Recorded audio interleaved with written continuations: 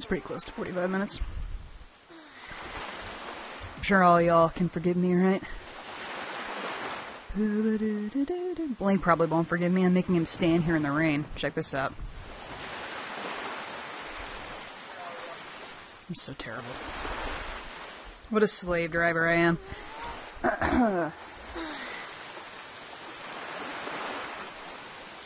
Alrighty. And after a short delay, we are back. So get this, I was all like, yeah, give me like 45 minutes and then I'll eat dinner and I'll, like, be back and stuff.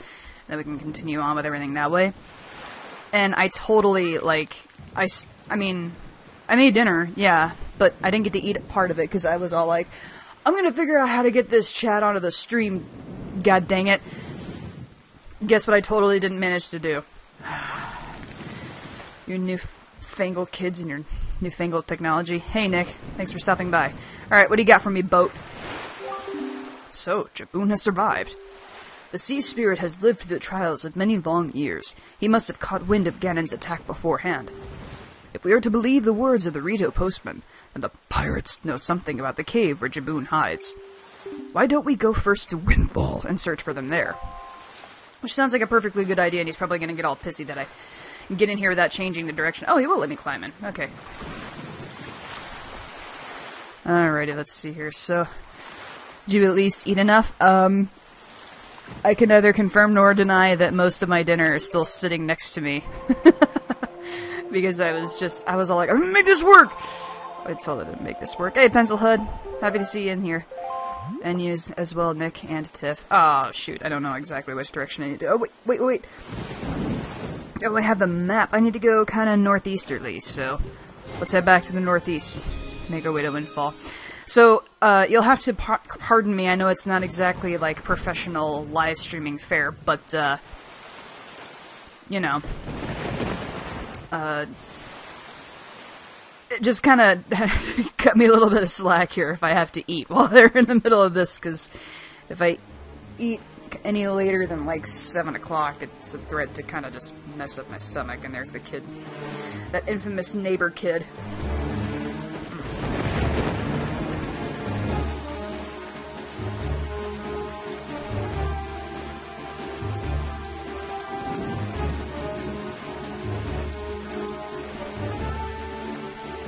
And we're back, 3 cheers to having nothing to do on Saturday morning and thus being able to stay up to ungodly hours. Yay! Good for you, Sam. So I heard that you weren't as big a fan of Twilight Princess. You're under arrest, Mrs. Wiggle. Look, I'm just not. It's not my favorite. It's not my favorite Zeldas. I'm sorry. It just is. Not sending anymore, and I'm changing moves. Completely joking, or am I? Mouth sounds ASMR on live stream. Yes, please. Not everybody's too big on mouth sounds. Snacking as well, so there you go. Excuse me, water spout. So let's see, I need to kind of find the fish here. Excuse me. Your attempted attack on my boat will not go well. Wait, the fish was right here. Was he not? Oh, there he is. Alright, let's see. He's not too terribly far away now. Yeah. So since we already know most of what his spiel is, I'm going to toss the bait out to him, and then, I'm going to button mash while simultaneously trying to eat here. Boy, small fry. Yep. Chart information, please.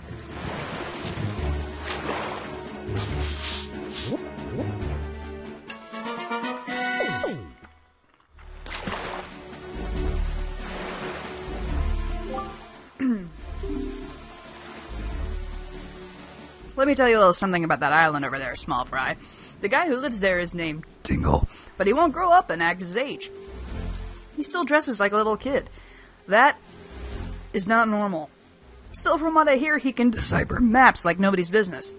It just goes to show you that you can't judge a person on appearance alone, Fry. Of course, the thing about this Tingle guy is that when it comes time to pay his deciphering fee, you better be ready to fork over some serious dough. Anyone who doesn't have a deep wallet won't be reading any maps, that's for sure. I totally just, like, blew right into the microphone. I'm sorry. That's all the info I've got to offer. Alright, thanks a lot, Mapfish. Alright. Probably shouldn't, get that close here. Excuse me, pardon me. And if you'll notice here, the Great Sea theme is actually playing, but it's like got more of a sinister well, if these sharks would quit coming by and like ruining the epicness of this moment, you could actually listen to it. I'm trying to think of what I actually like about Twilight Princess, and I think it's almost all Midna. Twilight Princess is really hit or miss for me. It's just not... I don't know. The thing that I enjoy most about Twilight Princess, by far, is the fight with Ganon at the end of the game. Is like the greatest Ganon fight of any Zelda game ever. Aaron does not, I repeat, does not like Skyward Sword. Well, Aaron is entitled to his opinion, but his disliking of Skyward Sword because bomb bowling is so complicated is incredibly, in my opinion, is incredibly petty and immature, and I think that he's just lazy and impatient. And also to his own admission, so, you know. Spooky Sea, I love it, yes. Yes, indeed. Whoa, why with the sharks? Oh, they're just my bros. You know, actually what I really should be doing here is I should be, like, giving you epic camera angles here, twisting slowly and surely around with it. Sailing and stuff. Oh, hey, Beetle!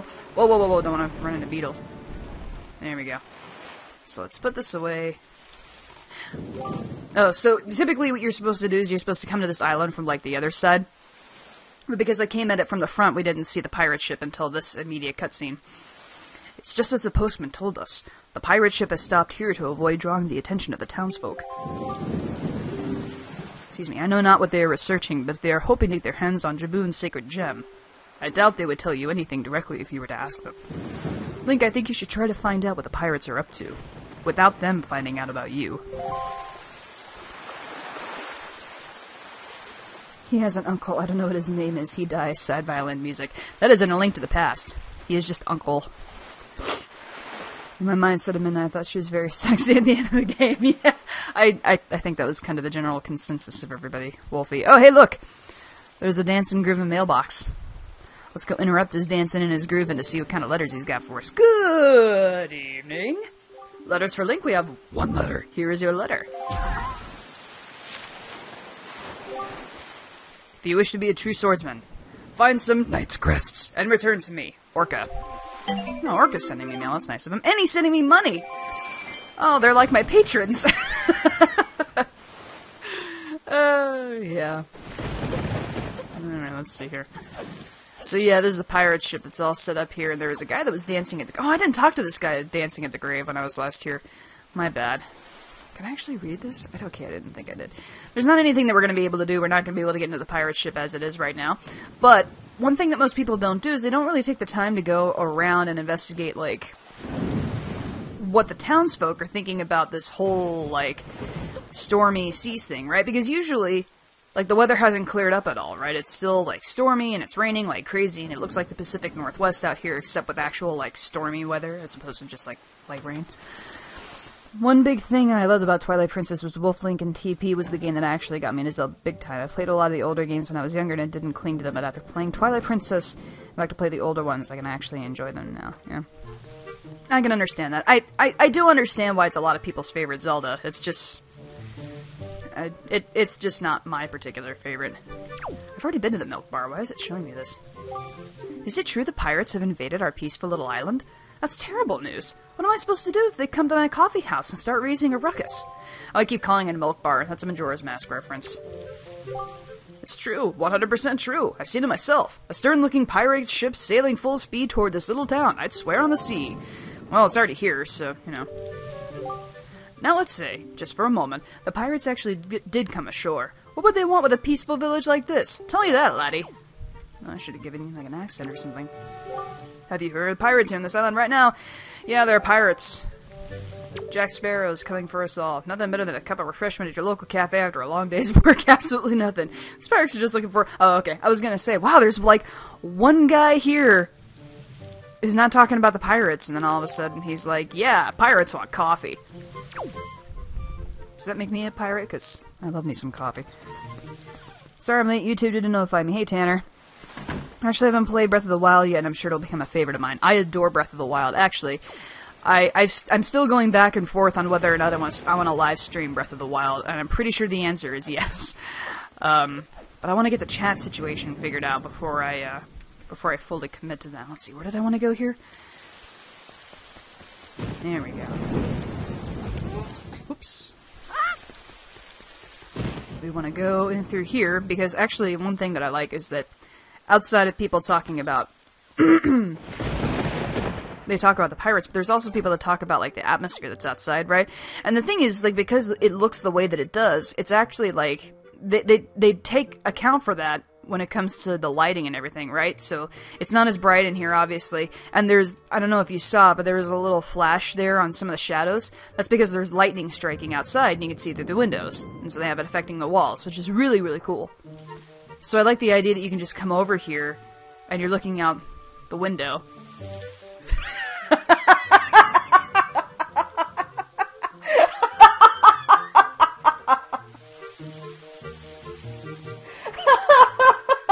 Sorry. That's his face. Okay, anyway, I'm sorry, Link. Oh, anyway, I enjoy that you can just kind of come up here and look out the windows, and it's the same kind of effect, right? It's just like super stormy seas and such. And then you can come over to this guy, and while he is very concerned about his daughter, it would seem that there won't be an auction this evening, wouldn't you say? Not in a storm like this, there won't. They all kind of make note about, you know, the weather that's going on outside and how unusual it is. Well, not all of them. I mean, he's not a great example, but personally, I feel like Link's facial expressions are the best part of this game. Absolutely. 100%. Twilight Princess and Ocarina of Time are definitely my favorite two Zeldas. Yeah, basically. I have an incredibly soft spot for Ocarina of Time. For me, it's... I have a soft spot for Ocarina of Time, although I don't know that I would have called... I probably would have called it my favorite when I was younger. I don't know that I would call it my favorite now. I definitely have a lot of memories and a lot of, like, hours with it and such. Who was it that I'm thinking of? I feel like I'm thinking of somebody else around town that I wanted to see, and I can't remember who it was. You know, one really underrated Zelda game, and I think I said this in the last stream too, but one really underrated Zelda game is Link's Awakening. Link's Awakening is fantastic. I just saw some strangers here in town. They went over towards the bomb shop. Why would they be going there? Ah, there's your hint. I think I was a pirate in a past life. My reasoning, I love rum, it's so good. I love watching the ocean. And they say what you fear most is the way you die. My phobia is sharks. Maybe you were a pirate in your past life, then. Drink up me, hearties, yo-ho. Oh ho, yo-ho, a pirate's life for me. Oh, we haven't gone in here yet. Alright, let's do this real quick. Actually, we do need to get this kind of side quest thing activated here. Hello, yellow man. Why, young sir, I must say you seem to be in the possession of a very fine pictobox there. Are you a lover of pictographs as well? Look at this photograph! There can be no villains amongst the ranks of pictobox lovers. Take your time, look around, I implore you. And while you're here, please do visit my upstairs pictograph gallery. You're bound to find it quite exciting, young sir, I guarantee it. And before he wouldn't let you actually pass, you have to have the pictograph in order to come in here, which is why I didn't come in here earlier. And then we're gonna go check out these pictures, just, like, for the sake of doing this stuff.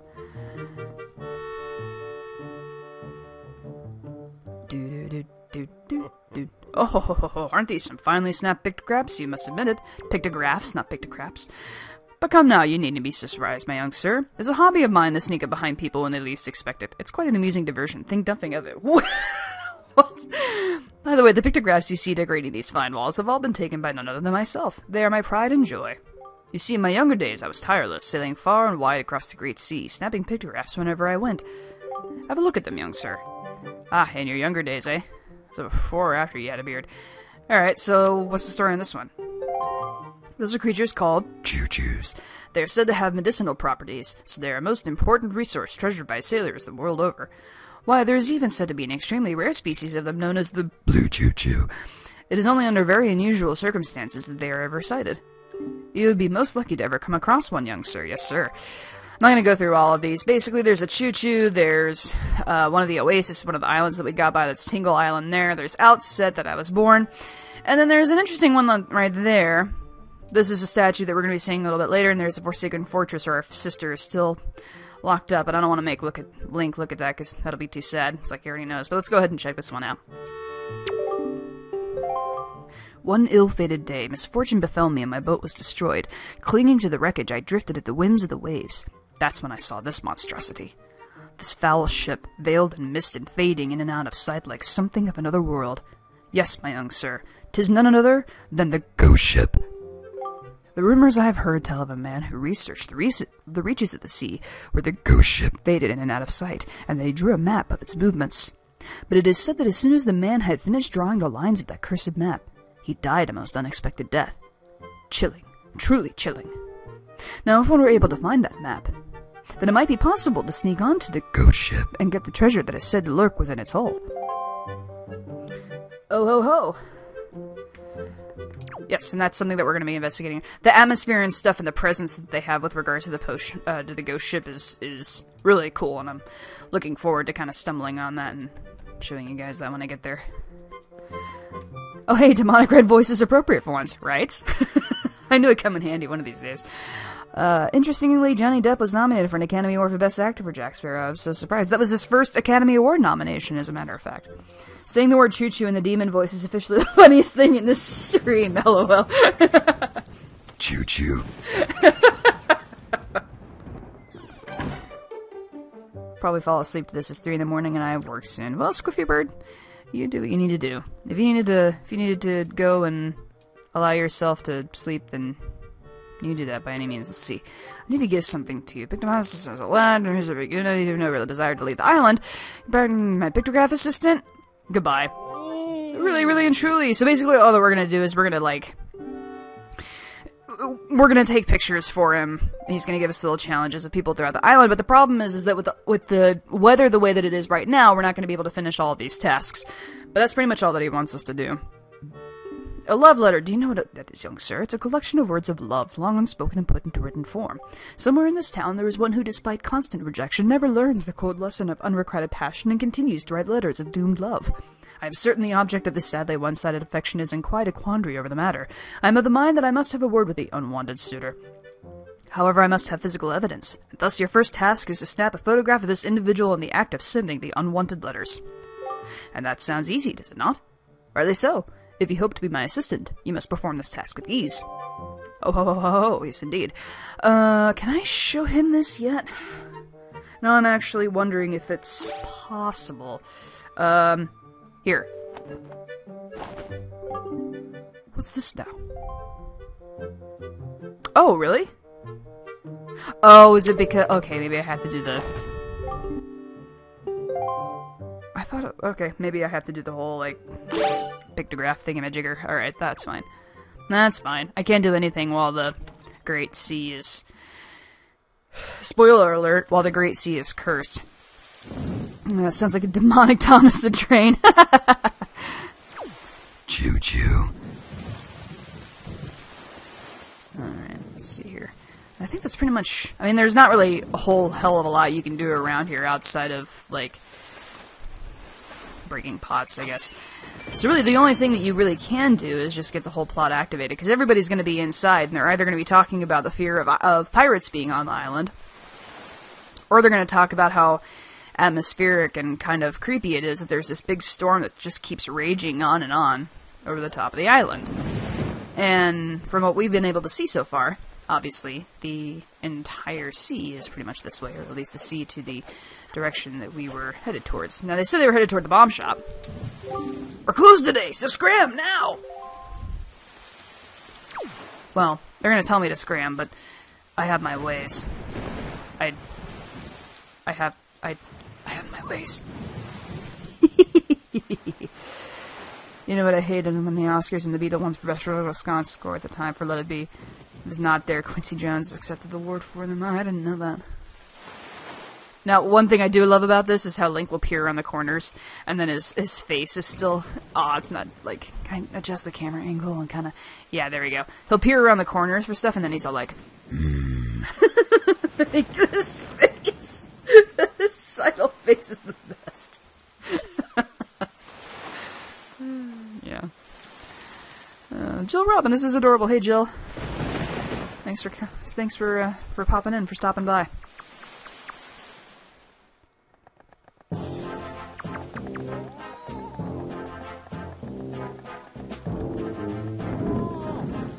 Aha. Oh, we didn't visit the bomb shop last time. Basically, the bomb shop, this dude was selling these bombs for super expensive prices, so... Look, don't be mad at us. It's not our fault that we absolutely gotta have bombs to get the treasure we're after. How about you just think of it as payback for the nasty little monopoly you've been running here, yeah? So I bet you're thinking it was foolhardy to ask pirates to pay such an outrageous price, huh? Yep, I bet you are. You know, Gonzo, I still can't get over that bit of fast-talking you pulled to get that information out of the postman. Huh? Oh, yeah, that was smooth. I tell you, the minute I set my eyes on that link, I just knew he was hiding something back at Outset, yeah? So when I saw that postman, I just pretended like I was all worried about the kid and stuff. And presto, he spills the beans. Good work, Gonzo. Really, just top-notch. It's funny, though. I'm thinking this is maybe the first time you've shown such cunning. Or such wit. Such cunning. You know, with your cunning and Miss Tetra's smarts, if you two got married and had a kid, that kid would be the greatest pirate to ever sail the seas. Yep, the greatest. You keep your mouth shut, yeah? Don't be so stupid. Miss Tetra, are you listening to this nitwit? Can't you dock him some pay or something? Quit gooping off, both of you. Gooping, yeah. Gooping. Quit goofing off, both of you. Keep your childish jokes to yourselves and get those bombs back to the ship. The second you're done loading them up or setting sail for Outset Island. What? Miss, we have to leave immediately? But it's been so long since we were on shore. We need to fill our bellies with some good eating, yeah? Oh, we need to fill our bellies with some good eating, yeah? How about we grub the night and shove off tomorrow morning instead? I mean, I'm fine either way, of course. Whatever you say is fine, miss, is what I mean to say. It's just that the boys were so excited to come to town, yeah? And I can't help but think it would be awful hard on them to leave so soon without a proper layover. So, let's say we set sail tomorrow, yeah? What do you say, miss? The treasure isn't going anywhere. You're with me, right, boys? You're with me, right, boys? It's more a night of fun! Boy, don't they look thrilled about the prospect. You're all fools, you know that? You saw the demolished island. You saw the senseless destruction. We have to hurry on to Outset or the same thing could happen there. Not to be disrespectful, but by the sound of things, you're worried more about that island than the treasure, miss. Don't be ridiculous. I want, you know, the treasure.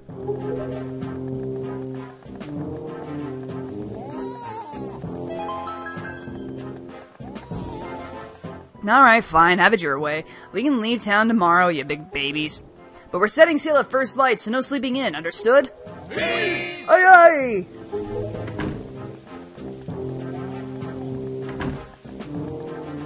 Say there, brother. What was today's password again? Maka, are you serious? You forgot already? You're so useless. Today's password is Plankton. Yeah? Remember? You know that Nico won't let you in if you don't say it exactly right. And he's real picky about it. So I'll say it one more time. Today's password is Plankton. Yeah? Plankton. Eh?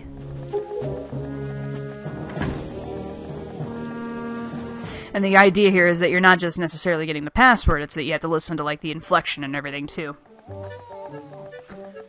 That is the face of sheer determination. Link takes sidling very seriously. Look, sidling is very serious business. Question, have you played Cuphead? I hear it's insanely difficult. I've not played Cuphead. I've seen MatPat play it on GT Live, and I haven't watched the Grumps play it, because I know how Aaron is with tough games. I absolutely love the concept design of it, so, though it's insane. It's so cool, and I would like to support it.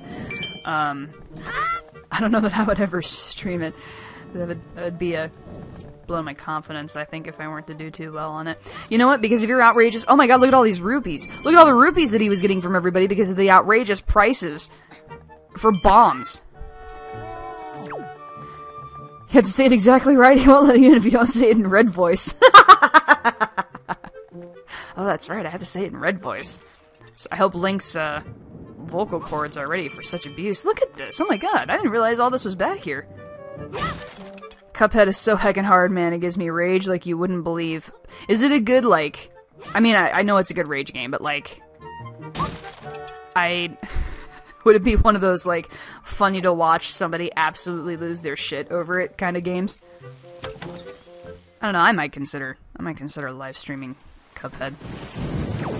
Like I said, I haven't decided, but I love the concept behind it. The whole style and everything. I love Cuphead, but I could never. I get it, man. I get it. Alright, so then we're gonna go back over here since Link knows he's gotta say it in red voice. He's gonna come over here. Who can't walk the plank? Can I? Yeah, I can type it in here, okay. Plankton! Ugh. Plankton. Right, you may enter! Oh yeah, it's a great anger compilation plus the satisfaction of actually passing a fucking boss. Clear skin. There's a montage for somebody to make in the future. Anyway, now that we're back in this whole deal, we notice that the pirate is no longer around here, so we're just real quickly gonna sneak into Tetra's room, because that's totally not creepy at all, right? But you'll see that she has some interesting things. First of all, she has a very nice-looking bed. But then she has this picture of the legendary hero there, and he looks kinda sorta like, you know, me. And then there's, you know, this whole business going on right here. And then... Oh, you know, I didn't notice that picture actually up there. Can I get up here? No, I guess I can't. But that picture up there on the wall was part of the prologue, the beginning of the game. And then there's a person. Someone maybe close to Tetra? Who knows, but we can't take anything. Because we're nice. We don't want to take anything from a girl's from a girl's room. No, we'll get down there. There we go. Hey, what's up, Nico? It's cute little jump sounds. Yep. R.I.P. Pencilhead was impaled by a pencil to the head. Will be severely missed.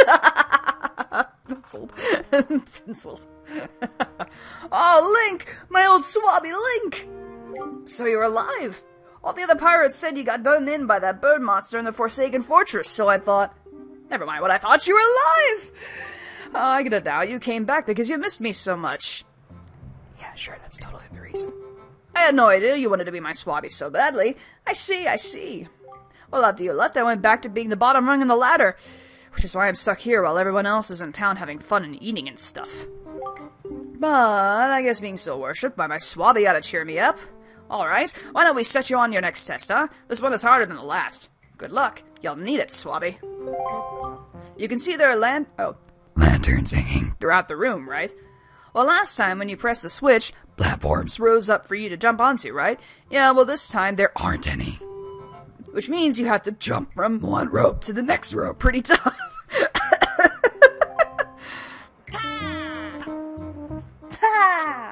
And that's not all. This time I've put a gate on this door, too. The switch opens the gate, but it'll close if you don't get here before time runs out. Run out of time and you'll have to try it again, little swabby. What are you calling little? We're like the same height. You're calling little, dude. That switch opens the gate is, the switch that opens the gate is in the same place as before, so go step on it. If you get all the way to this side before time runs out, I'll give you the bombs we got in town. Yeah, you heard me. She has a nice bed, too. Don't flirt with lady pirates, madam. I hear they can be dangerous. I just compliment... Well... Okay, yeah, I see how that could be taken. I actually meant that it was a nice bed. I wasn't insinuating everything. That's all your fault. Give it your best shot, swabby. Best shot. Hit me with your best shot. Fire away. Alright. Here. I think this one actually gives you a little bit more time than the last one did, since obviously you don't have any platforms to get through this time, Kim. And so here's a question for all of you out there. Have any of you guys been to the Symphony of the Goddesses? The Zelda like live performance concert thing? I loved it the first time I went, and the second time I was actually a little underwhelmed.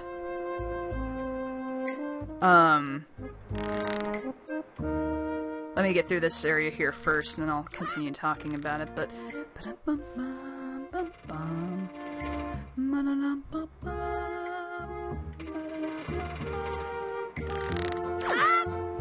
Whoa, that was close.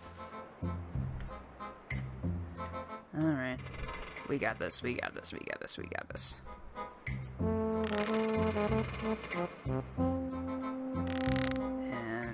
one more just to be sure. Yeah, there we go. Alright, now what are you guys saying here? They always say the things you love most bite you in the ass. Sometimes I swear I still hear your voice. I'm thinking about Madam doing a Lady Pirate video and I'm losing my mind. Matey. Wait, didn't Nintendo copyright the word Switch? How can you use it so freely? Oh, stop, Max. I mean, hey, if Nintendo wants me to, like, you know, I'll sponsorship, like, hell yeah. Nintendo police are on their way around. If Nintendo hears you, you'll be turned into a Nintendo game console. Fun fact, I actually don't live too far away from Nintendo, so I might be in trouble. What? You gotta be. You did it already? You're incredible! This isn't good. I've never even passed this test. How can you do this so quickly and make it look so easy? If I give this to him, everyone will know for sure. Oh, I'll be so busted. Okay! You're the best swabby of all time. So, I guess I'll just give you the bombs. Go on, take them. Just don't tell anyone, okay? I'm serious. Really serious, okay? Okay? Alright, I get it. Calm down, man. Fuck. Your secret save with me, I'm mute. So, you know, the information's not going anywhere.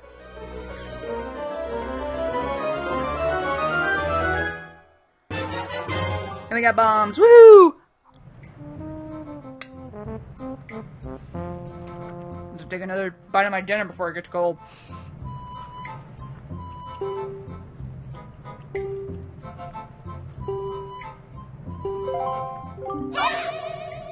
That's mighty courageous of you, trying to steal treasure from pirates. I suppose I should be shocked, but I'm more amazed that you managed to survive after being tossed out of that tower. From the look on your face, I have to guess you haven't saved your sister yet, huh? You don't give things much thought, do you? You just rush in, never thinking how badly things can go for you. Like just now, the only reason you got what you did was because we left a simple-minded little rat like Nico behind to look after things. No one else would have parted with our treasure so easily, I assure you. And just how do you intend to use those bombs anyway? Oh, bombs. Anyway, don't tell me you're going after Jabun's treasure too. Right now, Jabun is hiding in a cave at the back of the island you were born on. But the entrance is blocked by a giant stone doorway. You can't get in without breaking down the door. We're going to relax in town and eat our fill of whatever this town has to offer, but we'll be leaving for Outset first thing in the morning. If you manage to find Jabun tonight, then I guess you win. But if you take too long, we'll come sailing right by you tomorrow morning. And believe me, you didn't get all of our bombs. You better be quick, kid. So yeah, thanks for that, Nico. Somebody asked me a question. Madam, do you watch Winona Earp? I saw you use a gift to call on Twitter and wondered if that was just a random gift you found or if you watched the show. So I'm... sort of. I found the first season on Netflix, and I'm very slowly progressing through it. I found out about the show. How did I find out about Winona Earp? I want to say that I found that out by accident. And now that I think about it, I think I did. Because I found a video of the Way Hot ship, and is everybody just naming Nintendo systems after Max? You guys are the best. But I stumbled onto that shit by accident, and I was like, what is this show? And I didn't realize... Well, I didn't know how I could watch the first season, because I am one of those people, I absolutely refuse to watch something midway through, like to pick up something midway.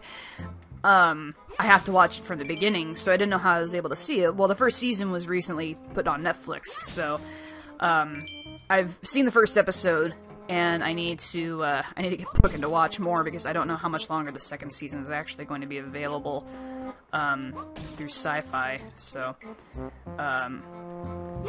but I am incredibly new to the Winona Earp fandom, but from what I have seen, I enjoy it. I kind of feel like it's something that I would have written, actually. So that's kind of why I'm drawn to it. Max boy color. You guys. Super Max. The Max Entertainment System. Winona Earp is like my favorite show at the moment. It's amazing. Season 2 comes on Netflix in the US and the UK this December, I think. Oh, that's good to know. So at least be all caught up. Oh, hey, look at that. Man, the mailbox is just jamming. I'm gonna let the mailbox talk while I grab another bite to eat, as a matter of fact. How many letters do I have? Just one? Alright, you got it. Spit it out and hand it over to me, please.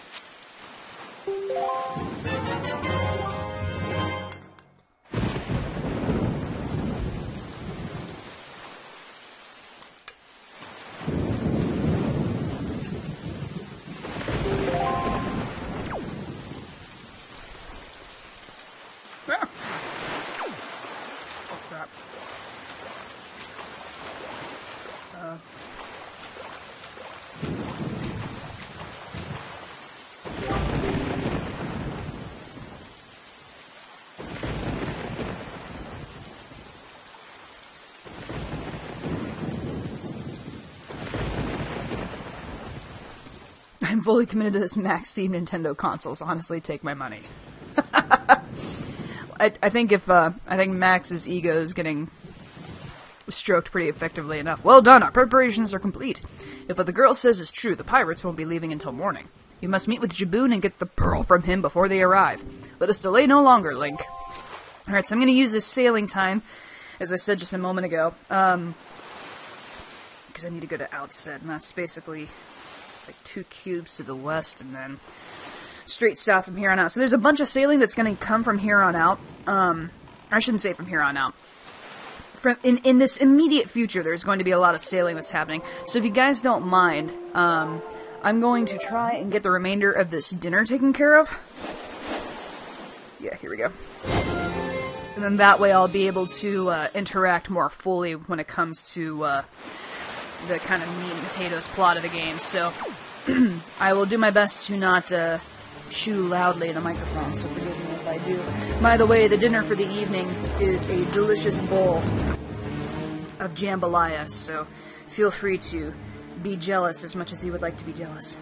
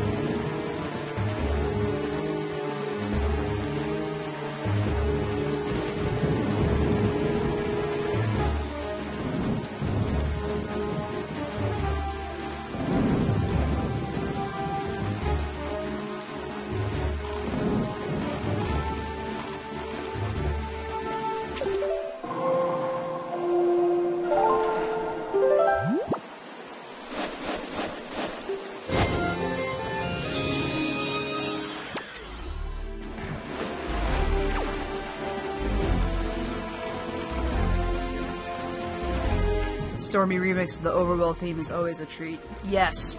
It's part of the reason why I chose this particular segment to not say anything, is because it is so wonderfully, it It is so wonderfully foreboding and atmospheric. I absolutely love it.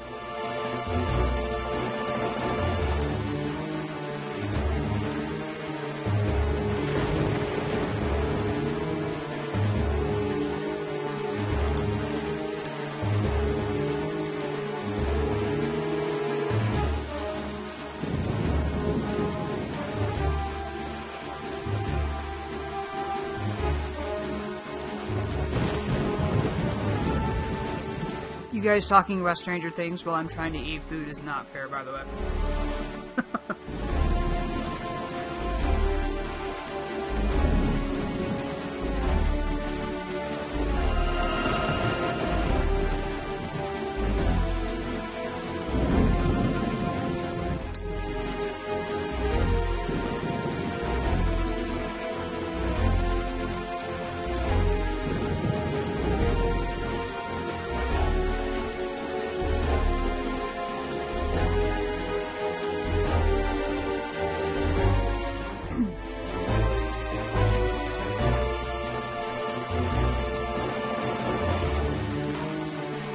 Nick, I have heard of Orphan Black. I have heard that it is a very, very good show, as well as having sensational acting by the lead actress, so...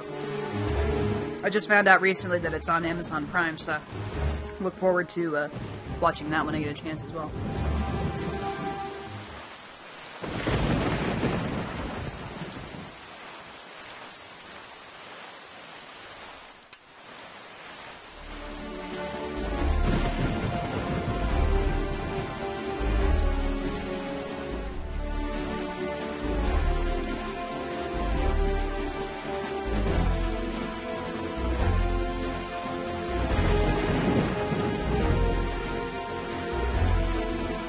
Two more keeps to go, guys.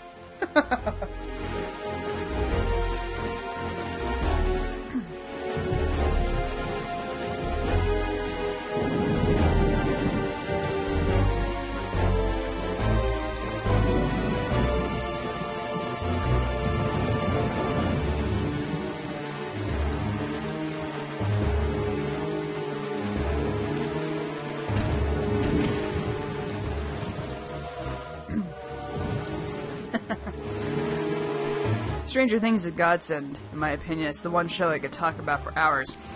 Lauren, you're not saying that you've actually spoken about it for hours to anybody in particular, are you?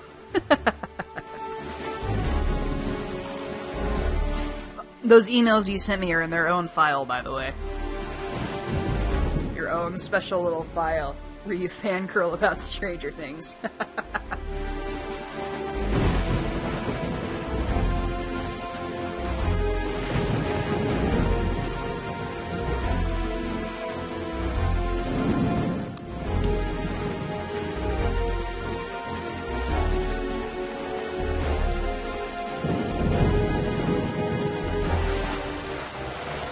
Oh, you can see it now. You can see our island in the distance.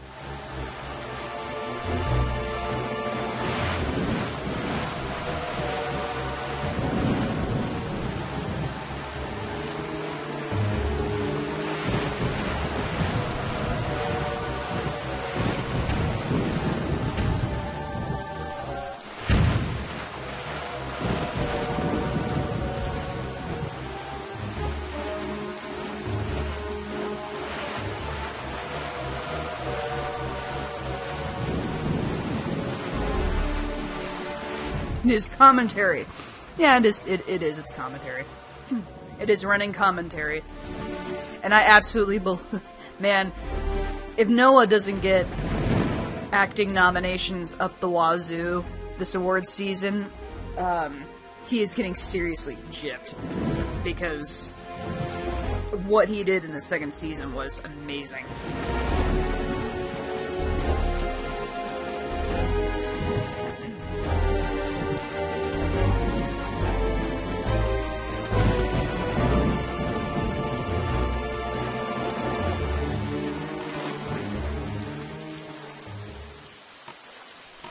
No. Don't start talking. Don't start talking yet. I haven't finished chewing this. No.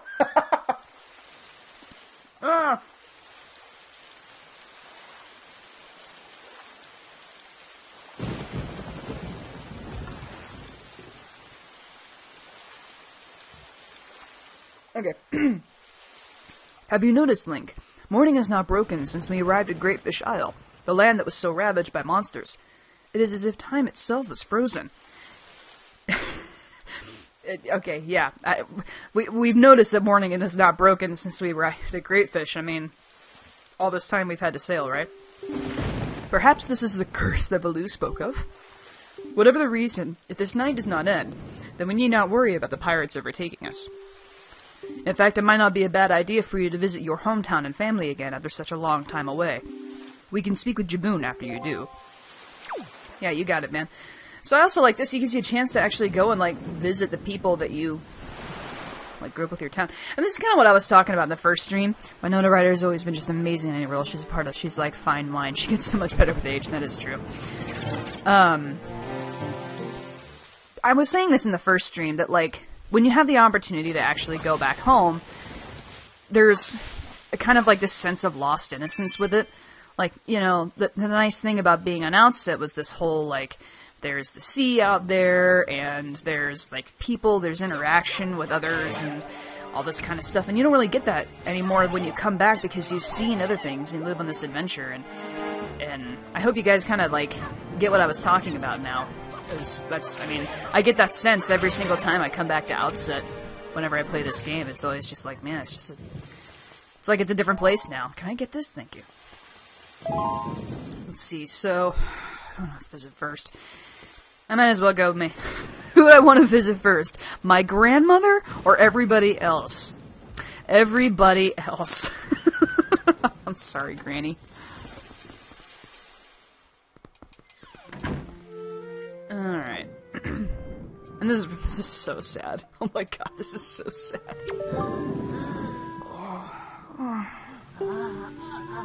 Link. Errol. Don't go. Don't leave. Don't leave your poor old grandma all alone.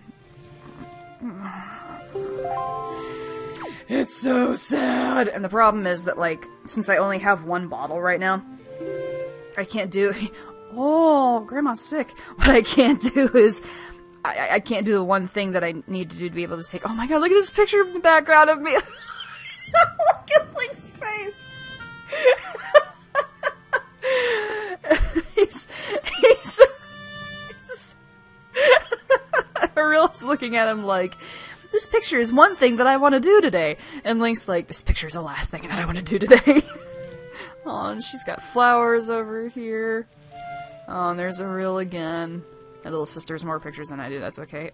It's eyeballing her like this. Anyway, I didn't have a fairy in a bottle to take care of her. Crying over Grandma. Oh, don't cry over Granny, it's okay. She'll be fine. I forgot that I needed to... I don't have to do it this particular go-through, because I have to go back to Outset again later on in the game. But I know how to take care of her. I know how to make her feel better, so... I'll make sure she gets taken care of then. But for right now, I'm going to leave her and let her be sick. Alright. Because you go back and you visit all the other townspeople, and they're like, oh my god, Link, look at you, like, what are you doing back here? And there's all these choo-choos everywhere. Yeah, that's what I was looking for. Do, do, do, do. Take Grandma with you. Grandma, I know what you need. Some high adventure. I threw away like 8 berries right in front of Grandma. I had Grandma to party. It's really funny that you're bringing it up that way, because what she does, she makes a special soup for you later. So it's like, Grandma was added to party. And like, her one thing is healer, and she just has a special soup that she gives to everybody. Pirate Grandma beating people with a cane. And her button is a grudge against me. Yeah. Grandma would be a strong ally in the fight against Ganon. All she'd have to do is bake him cookies, and then the battle for the end of the world would be over. Link, whoa, you kind of startled me there, buddy. I thought one of those monsters had come to harass me. tell you, there have been a lot of strange things going on here at night lately. I haven't gotten a good night's sleep in ages because of it, and I love sleep. Oh, I love sleep too, man. In fact, I saw something really odd just a little while ago. Of course, this is back before the bridge was destroyed. It was up in the fairy woods, near the old dried-up fountain. I saw this tall girl who glowed like a fairy, which was odd enough, but then she vanished into that rock. Really? I saw it with my own... Oh, that's right. There is a fairy fountain up there. Thank you for reminding me of that guy. Alright, here, I'll go help Grandma. I'll go help Grandma. I will go help Grandma. That's what I'm gonna do. I'm gonna slow the plot down to go and take care of Granny. Because I don't want anybody crying over Granny. Granny will be fine, and I'm gonna go prove it. Right after I collect money. Because I'm a greedy bastard. Yeah. Your fans guilt you into immediately saving Grandma. It's true. I was all like, I don't want him to be sad. Don't worry, she'll be okay. I'll take care of her later. Oh, fine, we'll take care of Grandma now.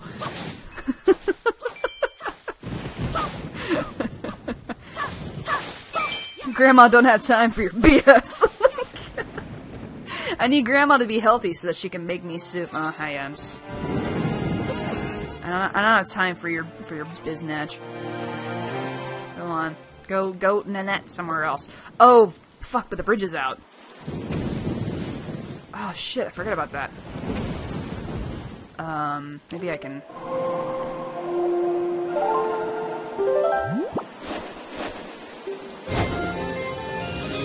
Let's see. There. It might be too tall. Yeah, it's too tall. Alright, I can't save Granny yet. I'm sorry, guys.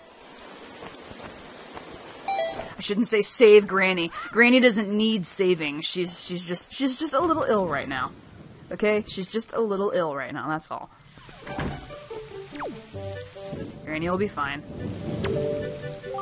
Link, you made it back. Nasty things have been happening here at night ever since you left on that boat. It was a ship, thank you, and you better head home early today, and don't come out to play until long after the sun has risen tomorrow. Oh, it's the kids with snot coming at it. Oh, no, gross. So glad you're safe, Link. We've all been so worried. The boys will be so surprised to hear you return just as soon as they wake up, that is. I should have... Wait, hold on. I should... Did I say... Oh, shoot. You won't say it again? Damn it! I should have been... I should have said, when they wake up, that is. Made it all sinister for, like, no reason. There, rock you can stand on to make that... Oh, you know what? I think you're right. I think there is a rock. Oh my god. Yep, there absolutely is a rock you can stand on to make that jump. Oh, sorry, Link.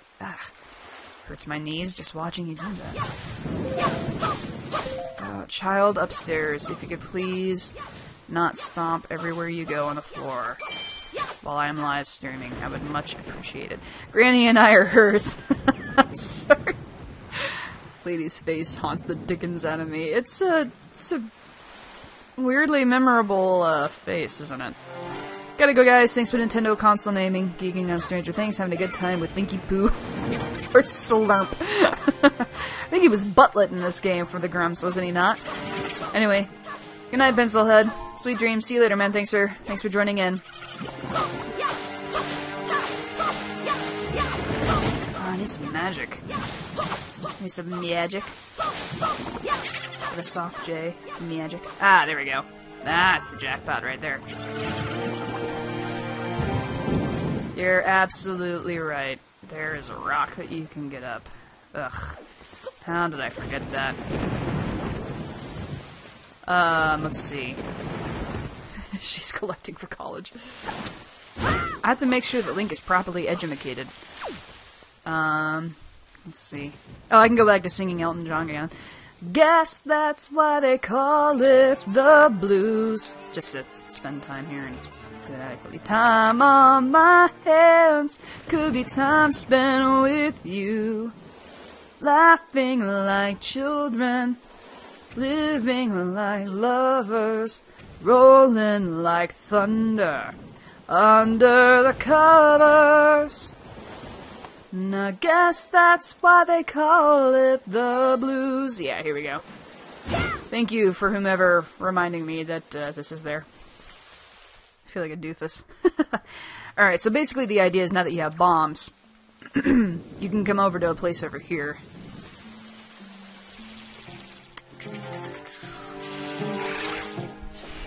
Yeah, I know. Oh, you? No, I just beat like a whole boatload of you, and I don't need your sass right now, okay? I don't need it. I don't need it. Wither up and die. Bye. Really lovely voice. Thank you, Tanner. Waiting for your audition for the voice. I think I'm too old to audition for the voice. I'm definitely too old to... Well, when American Idol was still, like, a thing. I mean, I'd definitely be too old to audition for American Idol.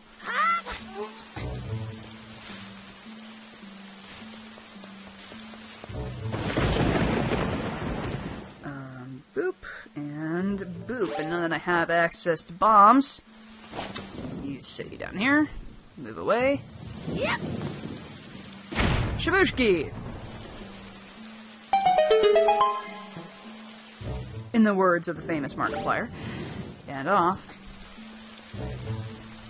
And we'd go. Should be on America's Got Talent. You're never too old. Ah, yes, at a fairy fountain. Excellent. We'll save Granny in no time. What's your talent? Making Grandma wait a long-ass time.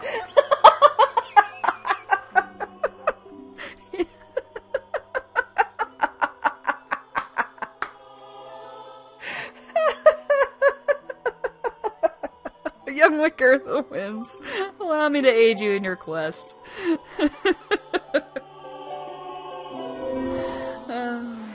That's over the voice. They have people in their 40s and 50s. Oh yeah, I guess that's true. I guess that's how Susan Boyle got her start. Plus America's Got Talent is rigged like crazy. I knew a girl who was on the show for a while who's from my hometown. Oh, that's cool. You can carry more rupees! Hey, thanks. Fairies in the fountain shall ease your weariness. No, they're not going to ease my weariness. They're going to ease my granny's weariness. For she's old and probably has osteoporosis or something, so she's wearier than anything else. I'm probably gonna regret doing that, but I don't care. I need to help Granny. One of you is gonna come with me and you help Granny. And look at how distressed they are when you put them in a bottle, and look how happy Link is and how messed up this is. You got a fairy in your bottle. Typical Zelda fare. Why do they have to look so sad in the bottle? Will you stay here? I want you to stay here so that I can collect you later.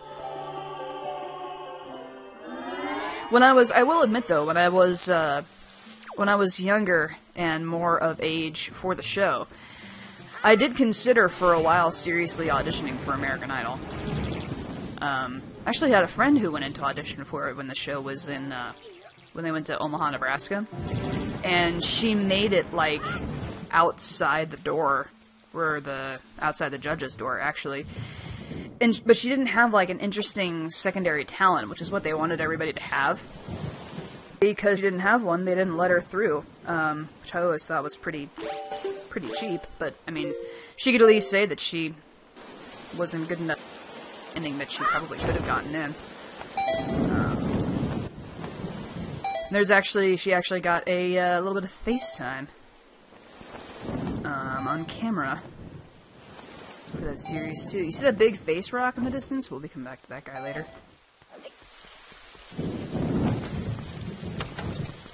Man, and when you update on a season 2 for the Werewolf series for the week of Thanksgiving or Christmas. Well, when I think about an appropriate storyline for a sequel for that Werewolf series, I will have you covered. So I'm gonna try this. Here's all targeting. Alright, we'll help you, Granny.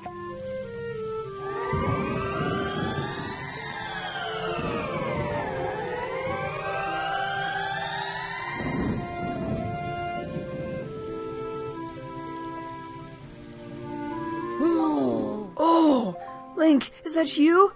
It is you, Link. Granny's always happy to see your bright, shining face. Link, my dear, sweet Link. You're safe. That's wonderful. Just wonderful. Did you do this? Did you heal me? No, Fairy did, actually. Oh, you're such a sweet child. Oh, that's right. You and your sister are really trying so hard to be strong, and I've just been sitting here moaning and worrying. I'm your mother. I'm your grandmother. I'm the one who should be taking care of you. I'm so sorry, Link. I haven't even considered what you must be going through. I'm a terrible grandma. Oh, Granny! Link, this is all I have to give you right now. You can keep it in your empty bottle. Yeah, and you got some elixir soup. Sorry. Elixir soup This healthy soup your grandmother makes. replenishes all of your life energy and magic power. Your attack power also Doubles. until the first time you take damage. Now that is one hearty soup. And your kind old grandmother filled your bottle so full that there's 2 helpings. inside. Isn't she the sweetest? She is the sweetest. She's the best. Silly, especially on shows nowadays, they have so many auditions before the televised audition that'll make your head spin. Auditioning for American Idol sounds like a cool experience. You're the best grandma we could ever ask for. You and your sister love this soup, don't you? If you run out, I can make it for you anytime you like. Grandma's going to try and be strong, so you try to be strong too. Oh, Grandma! But don't do anything reckless, alright? Yeah, sure. What you don't know can't hurt you, Grandma. Alright, there we go. So now Granny is up and healthy and she's out. The little blanket that she had wrapped around herself is just mysteriously missing somehow. And there's this whole thing of soup that's right over there, and she's so happy to see. She's so happy. Look at her. Aw, my dear sweet Link. Whenever you have an empty bottle, you can just bring it straight to Grandma. I can make more soup for you whenever you like. She's the best. Alright.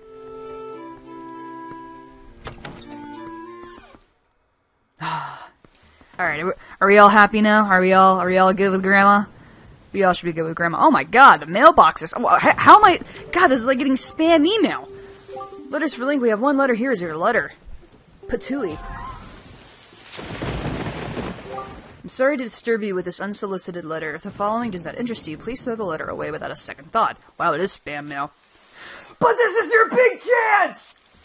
Do you have a need of an Empty bottle, a piece of art, or a treasure chart. We have them at special bargain prices. But we only have one of each! If you're interested, go to the shop ship near Rockspire Island. First come, first serve. I can't wait to serve you. To those who took the time to read this letter, please accept my humble thanks. Assistant Manager, Rockspire Shop Ship. And I got a green rupee. Yay! No jumping off cliffs or Granny will beat your ass! Link, yeah, she probably will. Nah, Granny, now that she's been healed by a fairy, Granny probably has a whole hell of a lot more, oomph in her fists than we think she does. Excuse me. Are you ready? If that is the case, then we must search for the cave around the backside of Outset, where Jabun is said to hide. That's what I was getting on your back to do, man. You're so bossy. You're so sassy, Boat. You're just so sassy. If you just calm down a little bit, you find out that that was exactly what I was getting ready to do. In fact, there's this nice giant whirlpool that just happens to be sitting on the other side over here, and we're gonna get ourselves right all into this mess. Check this out. This sounds like a good idea, doesn't it? I'm imagining you turning away and just randomly yelling in your place. Well, that's exactly what I was doing, so good call. Look, if the kid upstairs can thump loudly on, I can do that, okay? Okay, so here's the deal. We now have these bombs, yeah? Well, here's this little slate kind of thing that's sticking right over here. We are going to aim. We're gonna aim. Oh, we're aiming too high. In here and shabushki, and shabushki.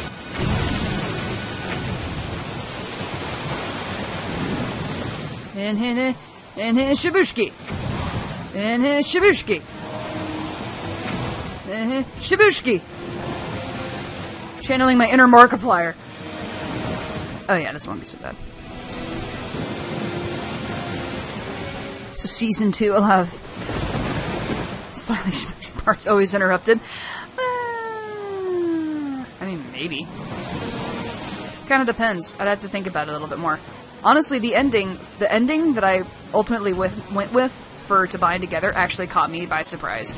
Because I wasn't anticipating going there until I actually thought about what that ending was going, like... When I mean, I know how I eventually was going to end it. I always knew that there was going to be the twist of the listener being a part of, like, the wolf pack. But for the conversation to go the way that it did kind of caught me by surprise, so, I don't know, I'd have to think about it a little bit more.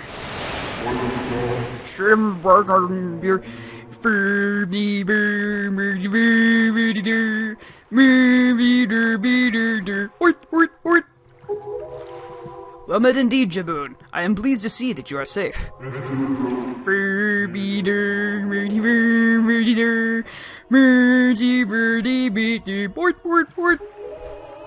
Yes, it seems Ganon has returned. There can be no other explanation.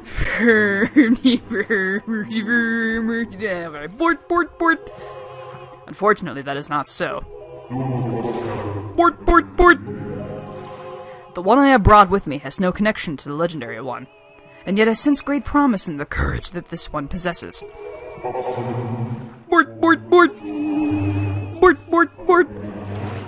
I do. It is the only way.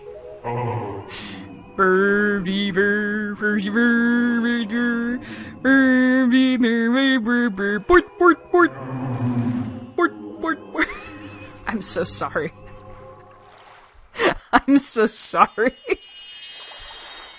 I was doing Flurgen, Jurgen for Valoo and the Deku Tree, and I mean, Jabun is just large, and we'd mentioned Derp and the Swedish Chef, and anyway, I got Nehru's Pearl.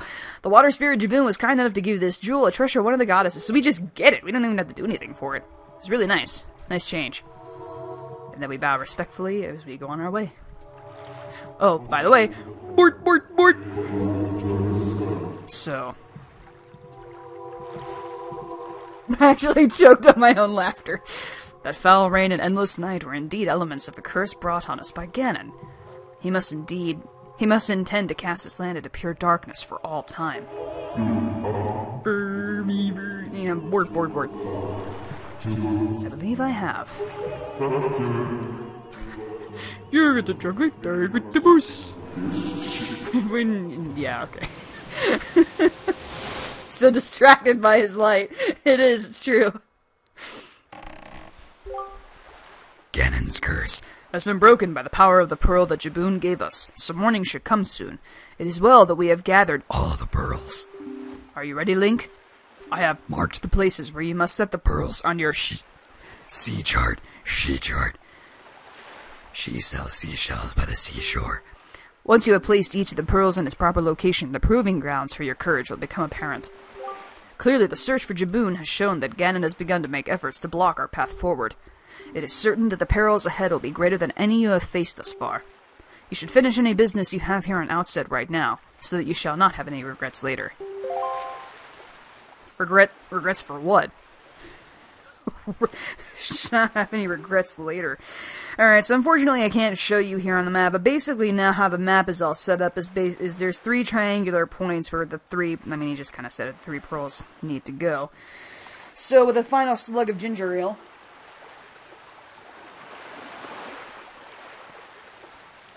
that can was already empty, with the opening of a new can of ginger ale, rather. Let's see, where do we want to head to first? Because I also have to consider that eventually I'm going to have to fill out the map. And this is kind of the best place to do it. So, I'm actually going to go... I'm going to go sail to the west. And go to this section over here. And unfortunately, this is going to be a little... ASMR ginger ale pop. Glug, glug, glug. Unfortunately, this is going to be... a tad on the boring side, because, like, so the map fish said all that stuff about how it's really important to make sure that you have, like, a fully fledged map, right? And the first time I played this, I didn't, and it totally screwed me for, like, the rest of the game. So every time that I've played it since, I've always taken the time to go through and try and fill out as much of the map as I possibly can. So, what I'm going to do here is I'm going to evade the plot for a little bit.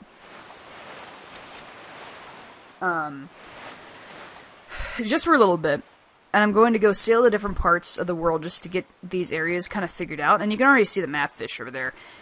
Now, the funny thing about this, the difference between... It's not really funny, but, like... the difference between the Wii U version and the GameCube version of this game is that this is the only sail that you would get, and this is the fastest that you could sail between islands. Which is obviously not, like, super duper fast, right? So in this version of the game, they give you a super sail that I believe you get at the auction in Windfall. I can't remember off the top of my head because I've only gotten it once. And it is pretty convenient. I mean, it is a super sail after all. It basically just makes you go faster. But it's not something, well, it might be available to me. But without the ability to warp from island to island, oh, no, don't get out of the boat. Silly. Without the ability to warp from island to island, I mean, there's really no quicker way to get around. So the way he says that, it sounds like your grandma will die if you don't cure her right now, terrified me as it has the many, many panic ways to... Oh, that's so sad. Oh, that makes me feel so sad for you, Sammy. Oh, I totally get that though. Now that you said something about it. Oh man. Now, what about this island? On the island due east up here lives an old man who once was a master swordsman. He's got proof of it too. He has a knight's crest. Wanna know what that thing is, Fry? Well, it's too bad. I can't go away giving every secret.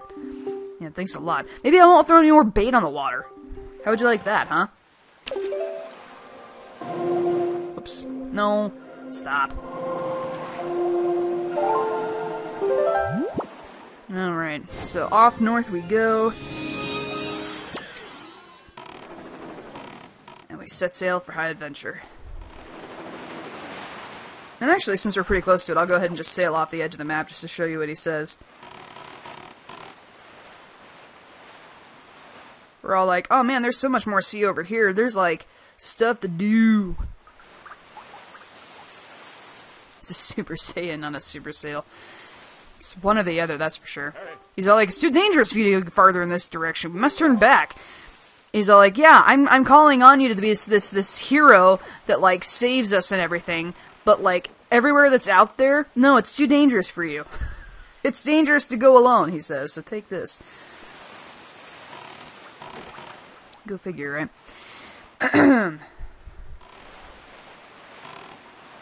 Let's see. Actually, maybe I do want to get this Super Sail before we go. It might be easier to watch. Besides, with the pearls being the way that they are, I'm not going to hit any of them until I kind of get... And this is kind of the thing that understandably bugs a lot of people, and I totally get it. Oh, is that the ghost ship? Oh my god, that's the ghost ship right there. Oh, but dawn's about to break. Oh, how disappointing. Alright, so you see that there's like a ship kind of thing in the distance, yeah? On the other side of this. I don't know how much time I'm going to be able to get in on this while this is still here. But, because the sun's about to rise. Oh, the sun rises and it saves me from the ghost ship. Ugh. Dang it. Alright, well, the atmosphere entirely changes when it comes to the ghost ship coming by, and it's... There's your teaser for it right there. Which is not much of a teaser, I guess, but...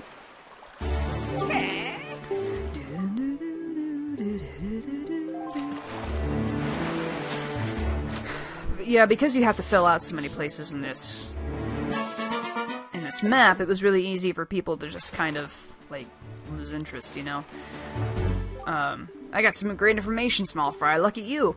If you use the treasure that's hidden on that island there, the thing that vanishes as soon as you get near it, it won't vanish anymore. You know. It. I'm talking about it. The thing that appears on nights where the wee bit of the right half of the moon is missing. Don't you know what I'm talking about? It. Because they said it wasn't having it everywhere. Okay.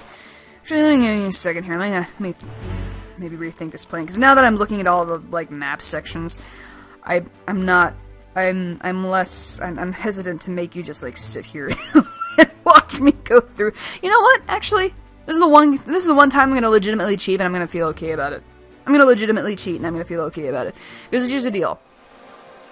One of my bad habits, well, not bad habits, not really, but like something that I really enjoy is strategy guides, and I happen to have the strategy guide of the HD version of Wind Waker. So if there's something that I like need to find later that I don't have cleared up on the map, I'll just look for it there. It's gonna save a little bit of time. I mean, unless you all are interested in, like, you know, just having me sail relentless. I mean, it would just be so pointless. Although, unfortunately, now we were gonna have a long way to go to get to the other side of the island anyway. We're at the other side of the island, to the first island that we need to get to. And there's seagulls here with me, and it reminds me of my sister. It, like, brings a whole new sense of, like, epicness. We can do, like, cool shots here of...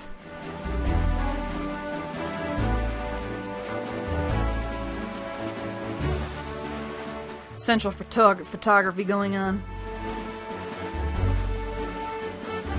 Because this music is perfect for, like, a dramatic roll-around shot like this.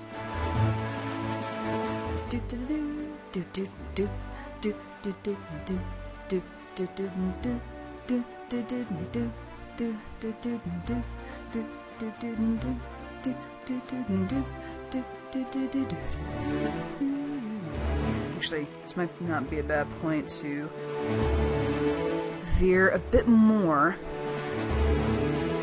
to the east. Let's go ahead and do that. We're kind of in that central line that I mean to go to anyway. Mine!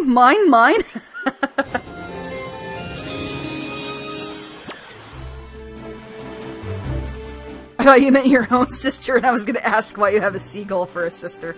I mean... Look, nobody's perfect, right? So...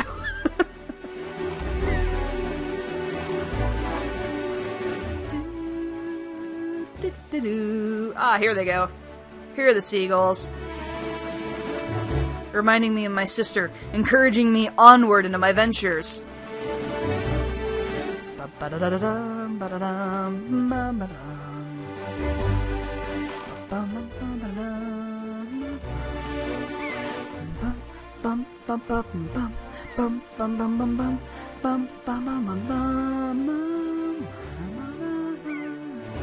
Madam Wigglesworth is part seagull, confirmed. Oh, man. I probably would eat... No, dude, there's bait right there. Dude, there's bait right there. Don't be picky with me. Don't be picky with me, man. That was bait. Ugh. You turd.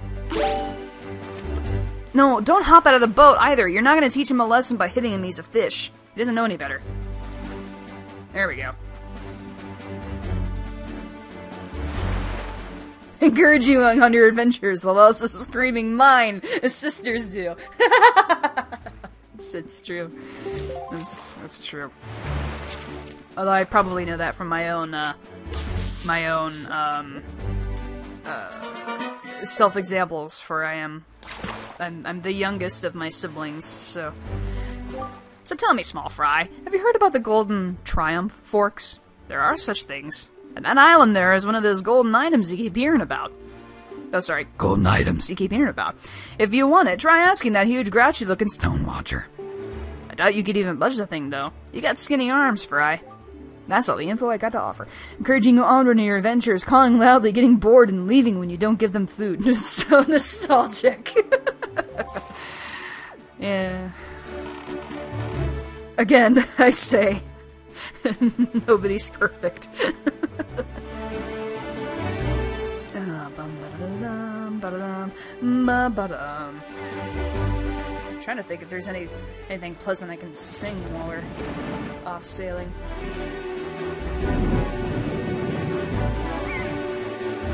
Nothing is coming to mind right away.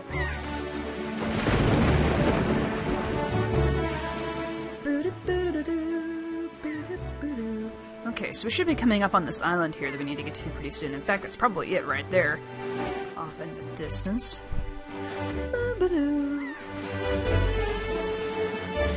It's funny that I was singing Elton John earlier. I actually had a Cyndi Lauper song stuck in my head earlier this week. God, what was it? It was, I Drove All Night. I had that stuck in my head for like 3 weeks. Could not get it out. which I made note of in the chat, or the Twitters at one point. Where are you? There you are. I got all these baddies around here everywhere. I'm gonna toss you some bait and you better eat it. I hear Hollaback Girl is a good song for sailing. There ain't no Hollaback Girls. I'm 11 years younger than my sister, so I feel you, madam. She has so many stories of how I was an adorable child, but a huge pain in her ass. Yeah, my oldest sibling is 7 years older than me, so... Southern Triangle Island. This is our first stop of the 3 corners that we must reach. A famed pictographer lives far to the north here on Windfall Island. He's apparently real wise and talented in the ways of pictography. He's even said to have Legendary pictographs that he treasures above all others. He keeps them hidden away in a secret safe, or so they say. By the way, small fry, what exactly is a pictograph anyway? And that's all the info I got to offer. Well, thank you so much for that. With that, I'm off. Yes, you be off. Oh god, oh god. Alright, I got ganged up on by giant fish creatures with my mouth right by the microphone. I am so sorry. That was probably outrageously loud. I'm so sorry. I was not expecting that to happen. And this is another difference from this version and the GameCube version. In the GameCube version, when they would hit you, they would knock you out of your boat. And it was annoying as frick, to put it politely. So anyway, what we're looking for here is one of these things. And check this out. This is nice and kind of spooky looking in it, but when you walk up to it, it gets even spookier. It scares Link. Wandering traveler who seeks the guidepost of the goddesses, place the pearl you hold here. Yeah, there you go. Whatever you want. Not gonna piss this thing off. I was making a flower crown and your scream actually almost made me stab myself with scissors. I'm sorry, I forgot that they were that close to me. You placed Nehru's pearl in the ancient statue's hands. 2 pearls remain. There's a little extra growl for you. For absolutely no reason at all. Look, you all need to chill out. Chill out, okay? Like, blow off. Go away. Oh my god, that actually worked? Wait, that actually worked? I mean, not that that makes the prospect any easier. They just turn into, like, mouth-chomping mouth breathers. Alright, let's get in the boat. No, I don't want to talk to him. I don't want to talk to him. I want to get on your back and sail for high adventure, you jerk. Oh my god. Quick, let's get out of here. Let's get out of here. Holy cow. So we're gonna need to go, let's see, we need to go up to the north. Back to the northeast, so real quick, we're changing the direction of the wind here, too.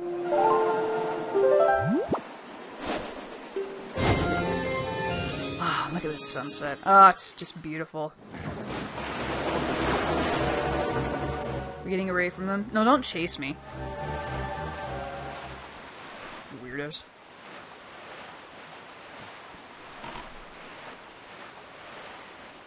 So here's a question for all of you out there who have a similar sweet tooth to mine. As you can hear me probably opening it up in the background while we're sailing towards our next destination here. I'll make this conversation. How many of you are Oreo connoisseurs? And by connoisseurs, I just mean like regular Oreo eaters. Like, do you prefer to have just a straight up regular kind of Oreo? Or do you like having, like, experimenting with the new stuff that comes out, like the seasonal themed stuff or all that kind of thing? You think having a talking dragon as a boat would help with them, right? You'd think, right?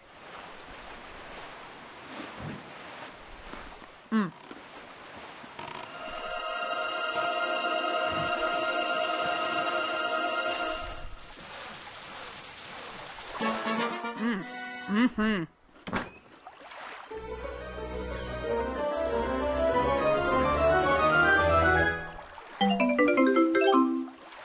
No, purple ruby, that's not bad. So, my significant other and I have the most epic argument when it comes to Oreos. Fuck yeah, I love every kind of Oreo. The lemon creams and regulars are the best. So here's my question, though. With the regulars, original Oreo or double stuffed? Or, okay, actually, let me rephrase that. Give me one of your 3 choices. Original, double stuffed, or thin. Which do you prefer? Because I like the thin Oreos. Yeah, there you go, Sammy. I love the thin Oreos too. I'm going a little high here. I need to kind of venture out that way. Ooh, I almost sailed right past it. Good thing I checked. I actually like having less feeling, not so big on the flavored ones. Yeah, the same here. So we have this epic argument going on. Double stuffed. Yeah, okay. All 3. So I am a fan of the original, but I really like the thin because I enjoy the taste of the cookie. But their passionate argument for me is that if I'm not a fan of the stuff, like the actual like deal inside of the cookie, then I should just have a regular cookie. But I like the taste of the Oreo cookie, even if I don't necessarily like all the stuffing in the middle. So my argument is that I should enjoy the thins because the thins allow me to get the most of the cookie, which is what I want. But their argument is the thins are not actual Oreos. Wait, what? You ever caught a fairy before? Would have been told you've been beaten by a pulp of monsters and such, and you think you're very with you and got nothing to worry about. Yep, thanks. Thanks. Nothing if I got from me. Yeah, I know. So I'm actually more of a fan. So whenever we go to the grocery store, it's like this inevitable thing too. We'll go to the grocery store and we always go by the aisle that has Oreos in them. And they will always look at the uniquely flavored or the double stuff. And or even the originals. And I'm like, that's fine. I just want the original or the thin. And they always counter with, but you just want it for the cookie. And I'm like, yeah, but I like the taste of the Oreo cookie. And they say, then just get another cookie. But I don't want any other cookie. I want an Oreo cookie. Like, there's a consistent argument going on here. Fair argument, part of what makes it magic is the stuffing. Part of what makes it unique is the stuffing. But, like, sometimes, like, for me, the double stuff is just a little too much stuffing. I loved the double stuff when I was younger. I'm not quite, like, got it down with science, don't you? Yeah, unfortunately, we've had this argument several times. But anyway, one thing that they also like to do is they, to kind of help, I guess, maintain the peace in a way, they like to, buy me the kind of, like, interesting-looking Oreos, or rather, they'll send a picture, like, they'll go off to the grocery store to grab a few things. Fair trade, have your significant just eat the side, that is the cream, you get the other half. 400% agreed, the cookie's the best part, and having just a little stuffing augments the cookie part. Double stuff just seems kind of, yeah, thank you, Sammy. Sammy knows what I'm talking about. Sammy and I are on the same page here. Double stuff's basically more cream, so does that make them fake Oreos too? The only true Oreos are the regular ones then? Oh, there's no such thing as fake Oreos. I mean, Oreos are your preferences, that's why there's so many of them, right? But anyway, so they like to get me all these other, like, I jokingly call them exotic Oreos, because really, what are they? And so, the other day they were at the grocery store, they sent me a picture of the new seasonal flavor that's hot cocoa. And so I'm kind of munching on them now, and they're interesting because, like, the white stuffing actually does kind of taste like marshmallow, but it's a white and chocolate mix, and the chocolate has cocoa powder in it. So there comes a moment where you actually feel like you're having cocoa, but then you get to the cookie of the Oreo, and you're like, but wait, I'm having an Oreo. So I'm a little conflicted about this. I didn't know if anybody's tried this yet or not, but I don't know. I'll torture you by eating it in the microphone.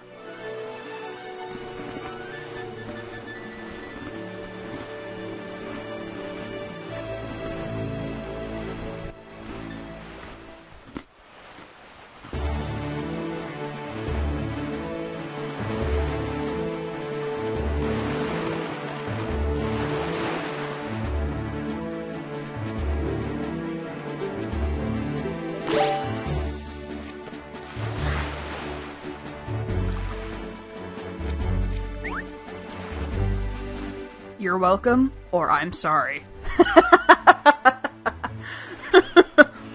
Then again, I'm the kind of person who gets off by having a ton of icing and stuff on cakes. Can't understand people just eat forkfuls of frosting like it's a good time. It depends on what the frosting tastes like for me.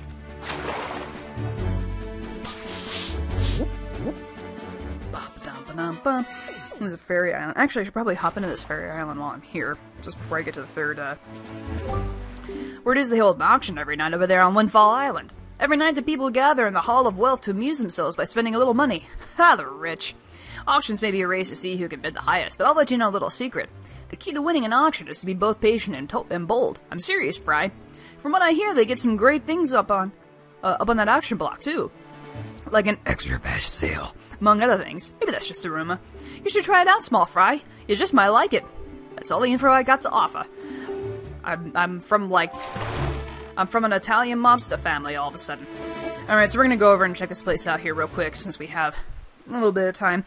The island is directly to the east of us that we need to go to, so... Icing is really sugar heavy. I feel the same thing about normal cakes. Just too rich for me. From the buys and eats a whole tub of icing.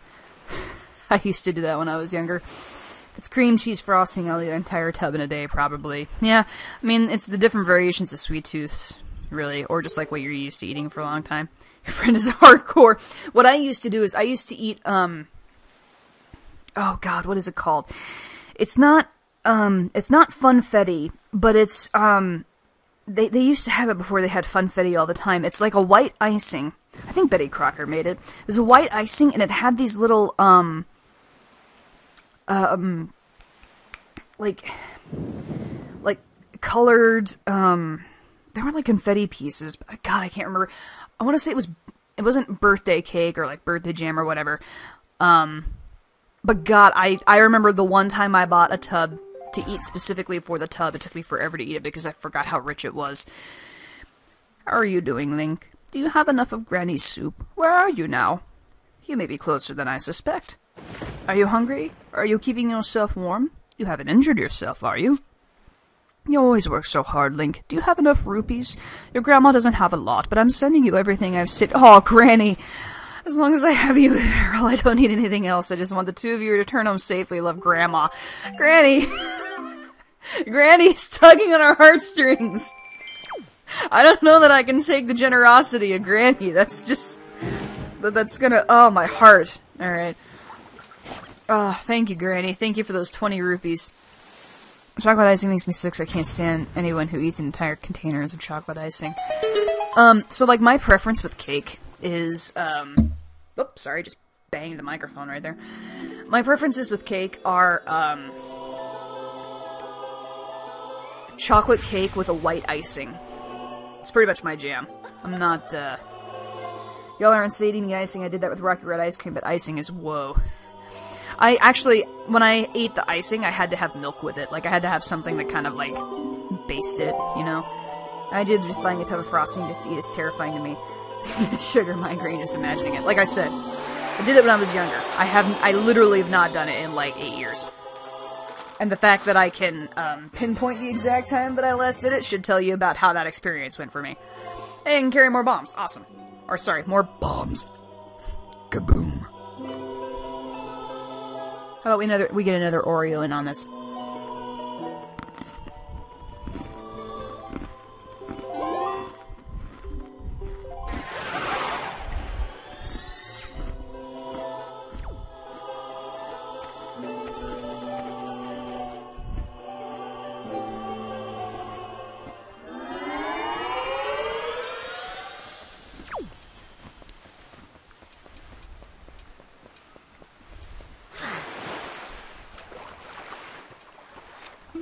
I love all of you, I swear. Alright, to the west. To the west. To the west, to the west. And then we shall hit the major part of our adventure. I did clear that up, right? Yeah, I did, okay.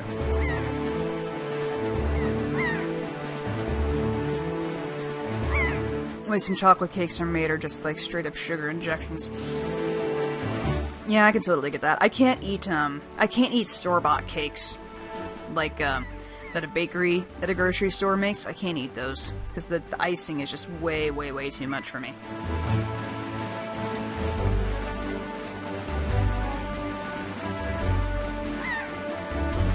feel like I might have, oh my goodness, excuse me. I feel like I might have struck gold a little bit here because, oh my god. Oh, I can't do anything with this guy yet. I gotta stay away from this. I don't have the appropriate tool that I need to be able to, well, I guess I kinda do, but I kinda don't. It's easier with, like, it's easier with the item that I get in the next dungeon, so I'm gonna veer away from him. But that's the tornado that the dude was talking to us about. His brother's in there, being a jerk. Everything you own in a box to the west. Icing and store-bought cakes taste really weird. Yes, I completely 100% agree. So, like, whoa. Hi, bye. I feel like I kind of lucked out for my birthday this year, so I don't think I've directly said it, so I'll just go ahead and say it because I don't really care. But my birthday is, I've said it's in December. It's actually December 27th. It's 2 days after Christmas. So there you go for all you people who wondered exactly when my birthday was. It's 2 days after Christmas. And one of my coworkers, apparently, he just loves to bake. Excuse me. And he just makes, like, he just makes cakes for fun because he feels like doing it and happily does it for, like, people's birthdays and stuff. So the other day at work, I asked him if he'd make me a birthday cake. Just kind of randomly, and he said yes. And then he started, like, grilling me on what type of stuff that I wanted on it, and, I can't wait. Let me tell you something, small fry. Oh, excuse me. The school on that Windfall Island has one gorgeous teacher. You are a fish. But the thing is, this gang of 4 little hoodlums is always causing trouble for her. Yeah, the killer bees, we learned about them already. Sorry, the Killer bees. we learned about them already. Those little delinquents like to cause all sorts of trouble. They go climbing trees and hiding behind buildings instead of going to school. What a bunch of savages. Somebody's got to scold those scoundrels and set them straight for the sake of that poor teacher. You hear me, Fry? I already did that. I literally already did that. Are they causing more problems? I'm getting shot at with bombs. I'm going to cruise past all of you in a very slow and cautious manner. I'll bake you a birthday cake. Oh shit, guess not. Nick, if you want to make me a birthday cake, you go right ahead. We need to have a bake-off. There can be only one. Hey, if you want to make me some cake, and like want me to be the judge of it, I will happily be the judge of said contest.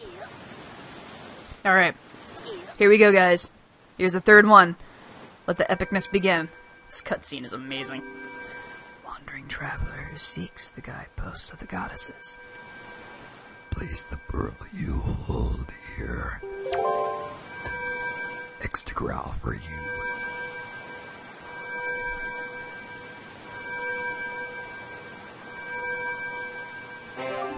You placed Its pearl in the ancient statue's hands. Here we go.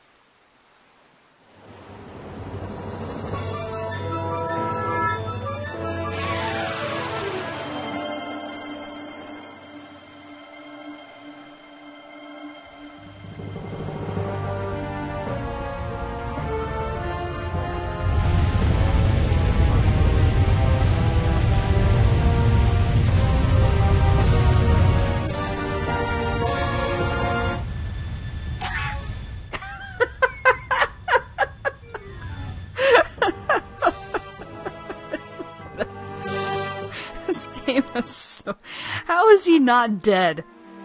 He should have died like 6 times already, between his birthday and now, like...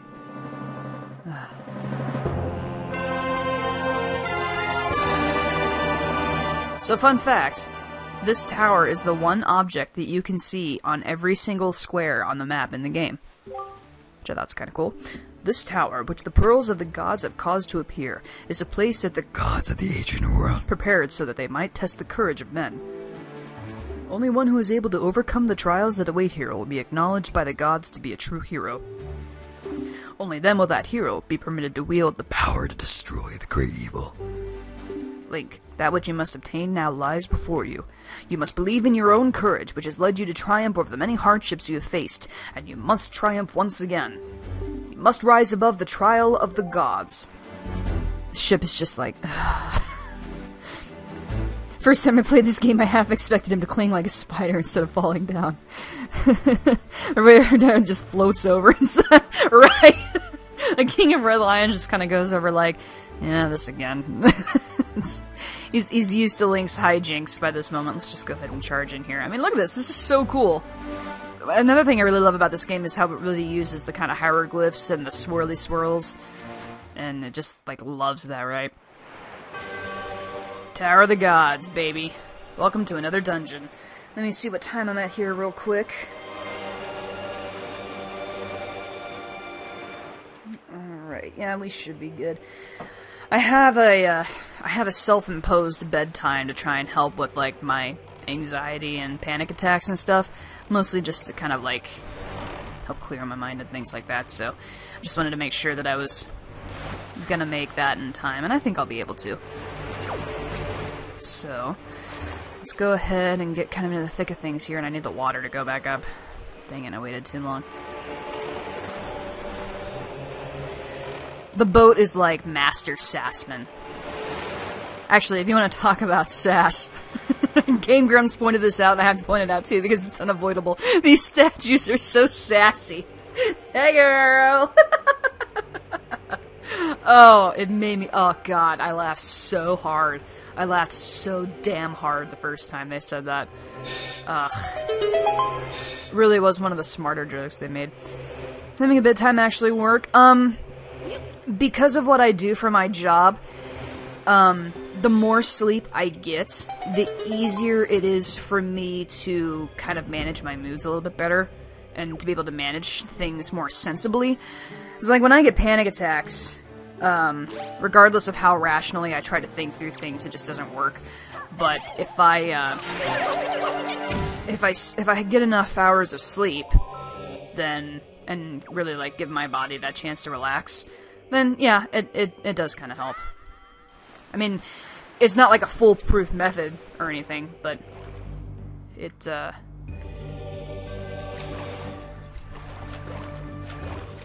one element that helps anyway. Will you... Link, seriously.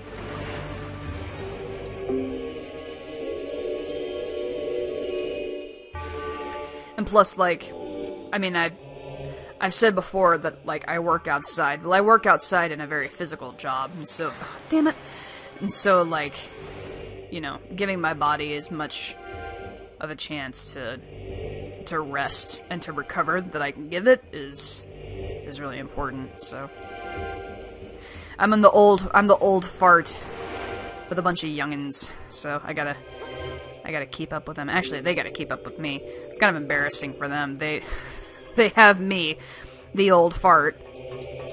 I tell them they should jokingly call me Mom because I'm so much older than the rest of them. But I run laps around them, and I'm constantly getting on their case that it should be the other way around. But because of that, my bosses like me, so, you know. Oh, our son of Capricorn. I'm missing Madam's live stream. Curse you, job. I'll watch all these later. Yep, they'll all be up available as soon as they're done.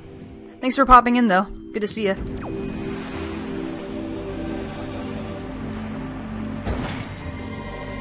Makes sense. Don't think that'll work for me, then.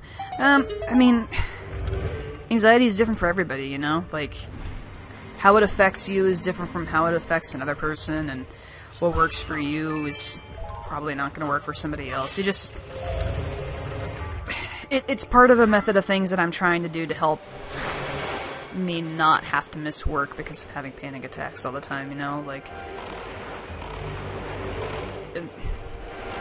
I don't know, it's not tough to talk about, but it's, I don't know. Part of the reason I had a rough day today was because of something that happened pertaining to a panic attack that I had yesterday. So, it's, mine is linked to the time of day doing best work at night. So when you stay up all day, when I know I have writing, I plan to get done, my anxiety levels get... Yeah, what I'm trying to do is I'm trying to get myself into a more organized state. I notice that if I have things that I have to do, or things that I should have gotten done the day before that whoa, excuse you, that can trigger it in the morning. So I have a set of rules that I made up for myself the other day, and one of them was to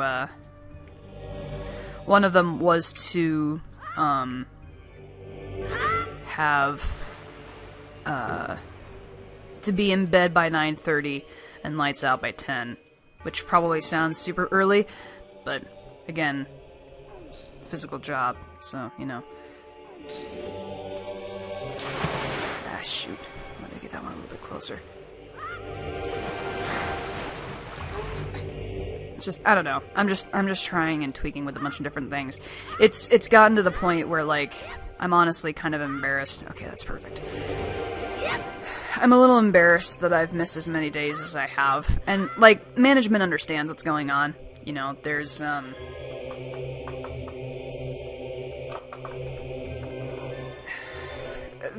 They get what's going on in my life right now, and they've been very, very accommodating for that, and I'm super, super grateful, because I realize not every job is like that. But I realize that... Oh, damn it! I realize that there's some people whose opinions does not matter, and for whatever reason it's still, like... I don't know. I know who I am as a worker, but I also know what's going on in my life right now. And so it's like tough for me at times to kind of, oh shoot, I didn't want you to light. Oh, but there's other ones over there. Okay.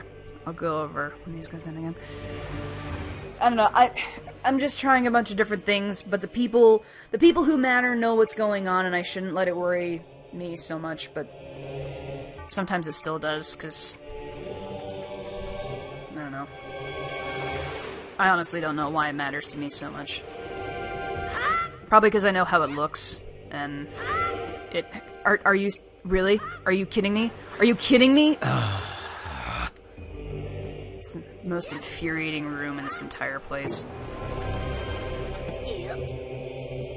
Anyway, I think that makes sense. I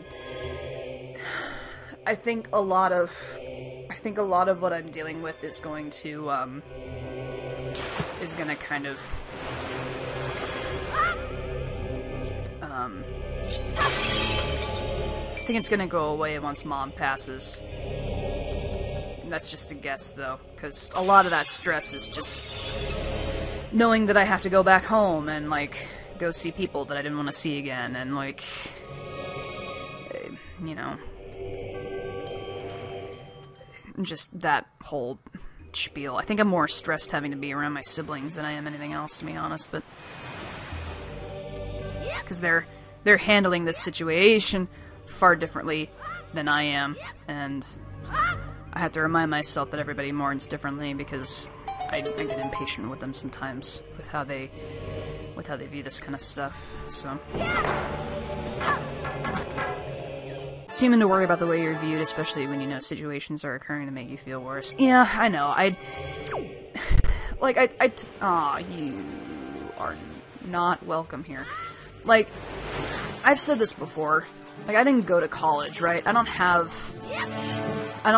like, a degree that has a fancy, you know, reliable brouhaha. For, you know, for how, yeah, all I have is my reputation, is my point. And my reputation was always that, you know, I'm prompt, I'm reliable, I'm one of the hardest workers that you'll meet, and I take a lot of pride in that being my reputation. But it's taking a huge hit right now because, I mean, I have reached the point for the first time in my life where I am physically unable to manage my stress. And I am stressed out enough now to the point where and all the doctors have said this to me that I've seen for this, they've all said the same thing. I am stressed to the point of not knowing, like my body physically does not know how to handle what I'm going through, so I just have anxiety and panic attacks all the time. I used to have them a little bit more often when I was younger, but they've kind of struck again with things. Midlife crisis? I don't know that I'm old enough to have a midlife crisis. No, not necessarily. So maybe you weren't around for hearing this, Tanner, but like outside of my mom having early onset Alzheimer's and kind of dealing with hers, my dad is also filing for bankruptcy, and I don't have a super great relationship with my sisters, and the way they're going through mourning, you know, it has kind of caused a few, I shouldn't say rifts, but it's it's made it hard to talk about a few times, because of how they treat things. No, strike it with your sword. And there was also my significant other and I actually had to go to counseling not that long ago, so I was going through relationship problems on top of family problems on top of my parents going through a bunch of crap, and I just didn't know how to handle it. And I've always been able to, like, manage stress at least moderately well in my life, but all of that snowballing at once on top of having a fairly new job at the time was just kind of, it was too much. It was way too much and way too overwhelming. So, you know, I was really transparent with management, and I just told them, like, look, this is what's going on right now, and this is what the doctors have said, and so if I can't make it to work one day, I'm not playing hooky. I don't play hooky, and I would hope that anybody that you asked before you gave me this job would tell you that that's, you know, that's not something I do. You know, it's just a lot of crap going on in my personal life right now, and I'm having a hard time kind of handling it all, but it's not going to be forever.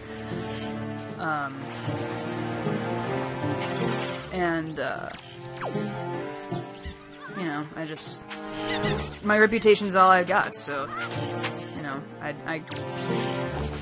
I value when it's well viewed amongst other people, because I don't have anything really, like, better to go off of, you know? I don't know what else to say, but that's a lot of stress to go through all at once. Yeah, I mean, it is. I wouldn't recommend anybody else go through it.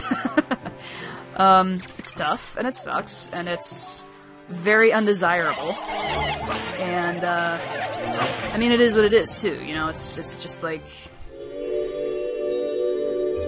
it's not gonna last forever, it's just what I'm going through right now, and I have to keep telling myself that. But that also makes me really appreciate, like, when I have these days where I go through that type of stress, it really makes me appreciate having you guys, because, I mean, on a typical day like today, when I get home from work, I don't know what to do with myself, because I just have, you know, I have no way to unwind, but being able to have, like, a live stream with you guys, and just being able to talk about Oreos, or, or anything else,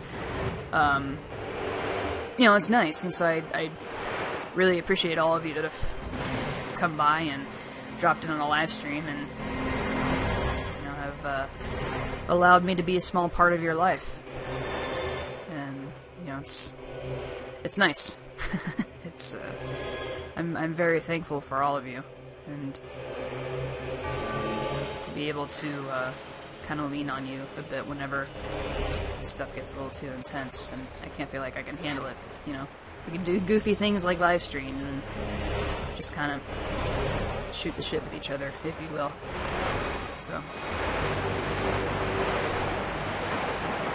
I love you, man. Alright, anyway, all sentimental again.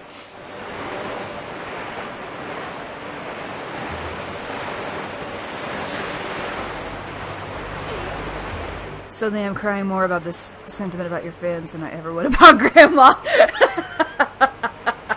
Look, I knew that I was gonna one-up Granny one of these days. You just needed to give me time, alright? I'm kidding. I'm kidding. I'm kidding. That's really funny. You guys are the best. Let's see. How did this one go? Oh, that's right. I gotta get the statues after. Okay. Before I was on meds for anxiety, actually having a very horrible chest pain.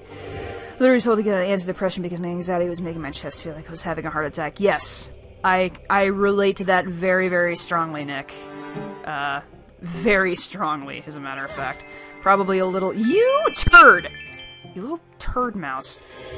That was kind of close to what I was going through as well, as a matter of fact. To a point where I actually remember asking my doctor, like, I'm not having a heart attack, right?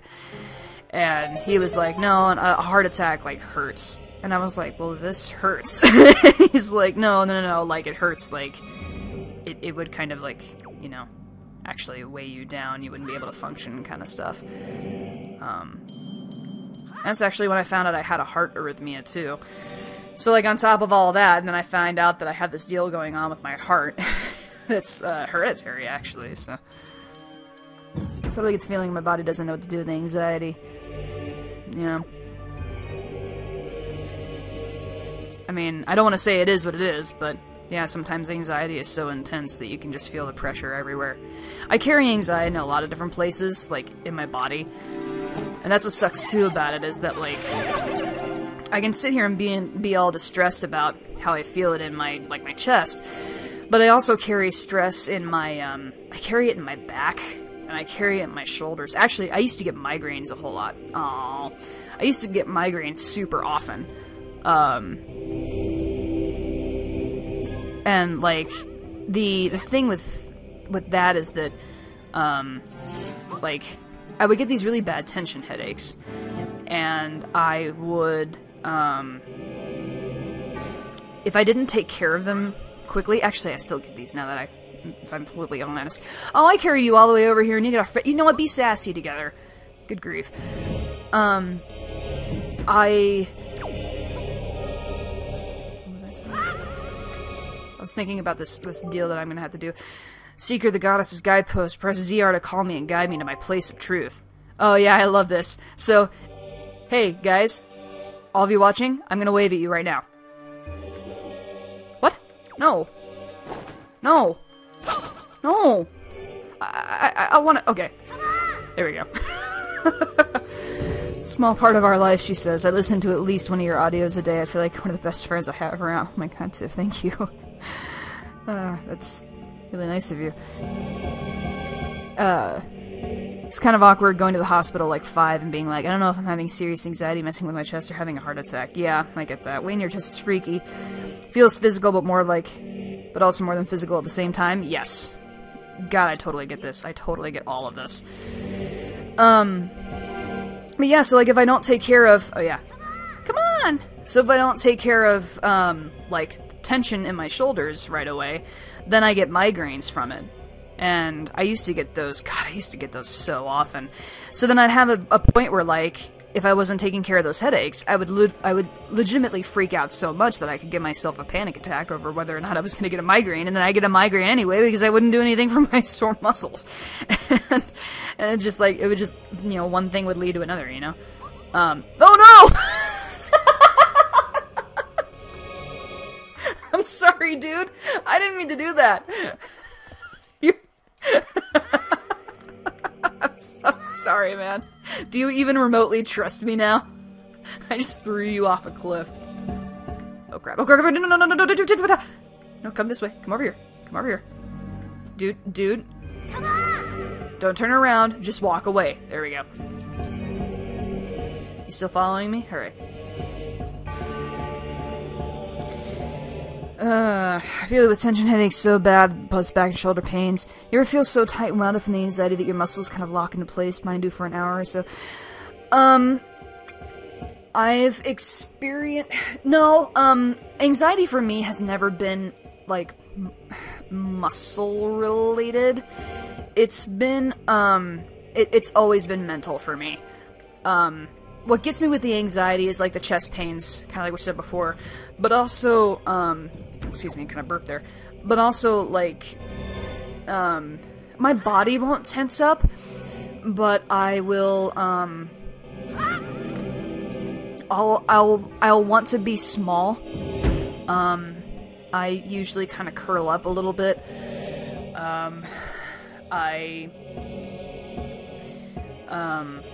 I'll, like, tuck my hands under my chin and, like, try and bring my chin to my chest and burrow my shoulders so that I'm just, you know, smaller than I actually am,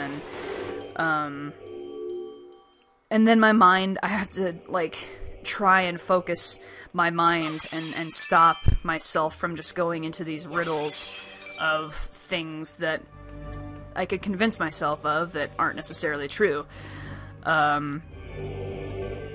So, like, when it came to work, for example... Come on, where's the other lit up door? Wait, I gotta learn the song first, okay.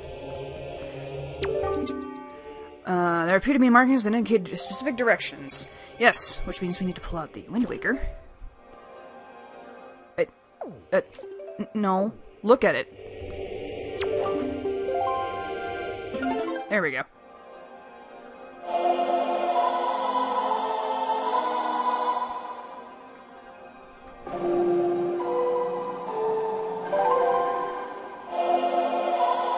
I love this song.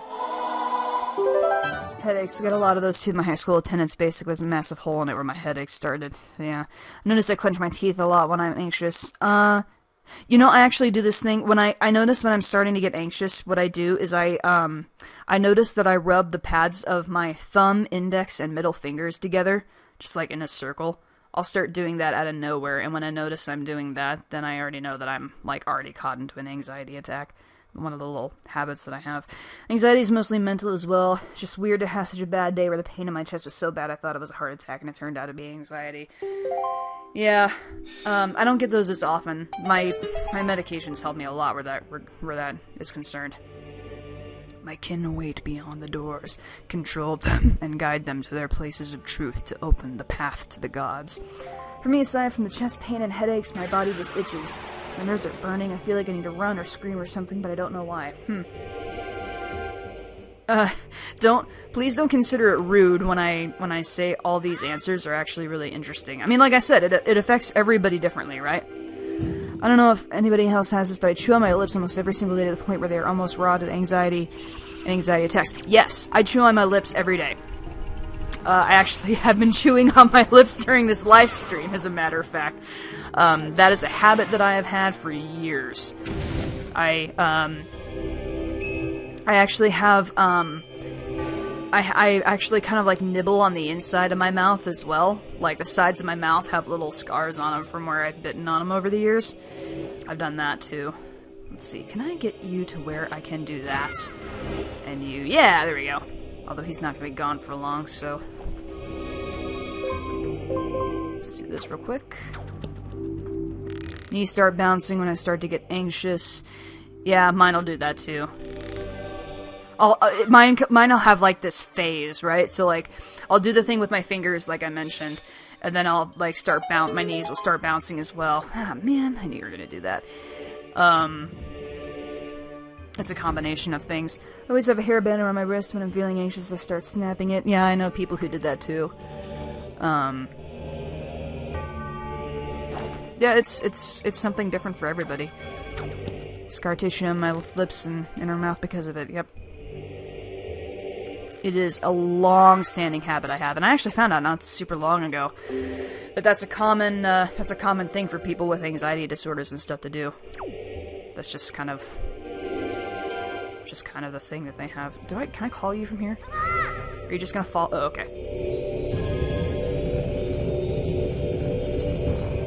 My dentist was like, why are there massive raw spots in the inside of your cheeks? And I had to force myself to stop chewing them. Yeah, I get it. Okay, so I need to play the command melody. So you need to stay...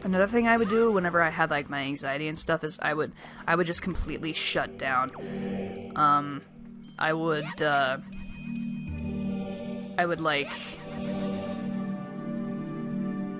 lay in bed and, like, stare at the wall and just cry. My depression also played a huge hand in that, too. There were a handful of moments that I knew when my significant other was going to be, a very important person in my life, let's just say. And one of those moments was, I was rooming with another girl that I knew, one time. This was, I don't know, my SO and I had been in a relationship for, I think, 6 months to that point. And, I think I'd gotten home from work. I can't really remember. But I was just staring at the wall and just, like, quietly sobbing. And she found me in my room and asked me what was up, and I couldn't answer her, and she said asked me if everything was okay, and I couldn't answer her.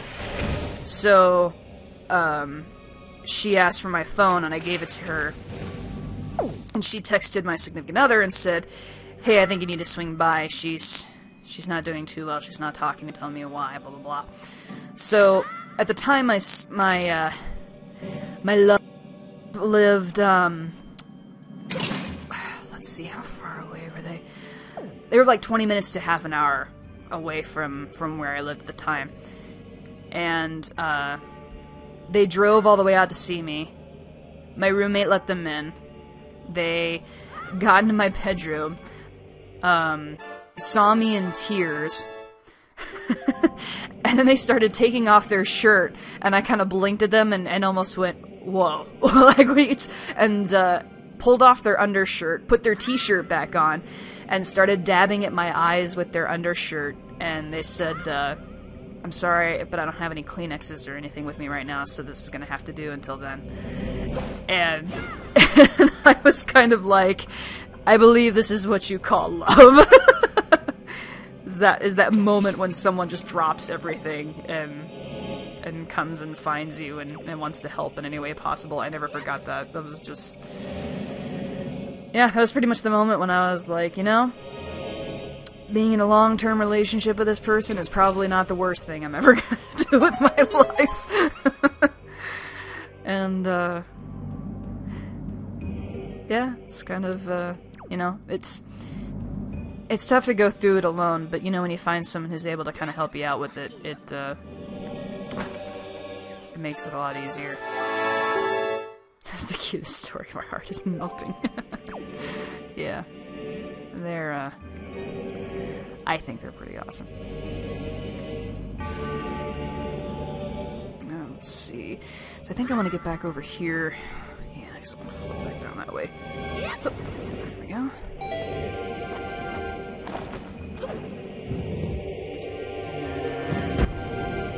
I got the key, so we can come over here. Is there anything in this pot? There's a bomb. I'll take that. Arrows? Yeah, baby. Significant other sounds incredible. Yeah, I think they're pretty great. Let me tell you guys something, like, relationships, worth it, totally tough too. It's when you get past the honeymoon phase, as they call it, and you have the whole you know, getting used to each other, just getting used to each other, just kind of being like who you are in your natural environments and stuff. It's tough, but it's nice to know that you have each other's backs when the moment really matters, you know. It's the cutest story. My heart is melting. What's another story I can make your heart well? Oh, I know. So, back when we were very first dating,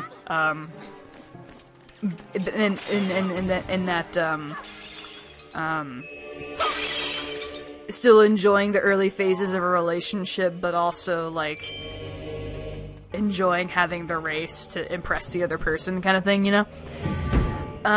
I had gotten the flu, and I had to cancel So we still lived. Actually, no. This is when we lived an hour away from each other. So we lived a significant amount of time away from each other, and we had different schedules, and we could only see each other once a week. And so, a Saturday was coming up, and I caught the flu, and I had to tell them, you know, hey, I'm really sorry, but I'm not going to be able to, you know. I'm feeling under the weather, I've been sick for a couple of days, I'm not going to be able to, you know, do anything this weekend. And so they said, is there anything I can bring you? And I said, you don't have to do that. And they said, well, yeah, I do. so I said, well, alright, if you insist. You know, so I said, you can bring me some, like,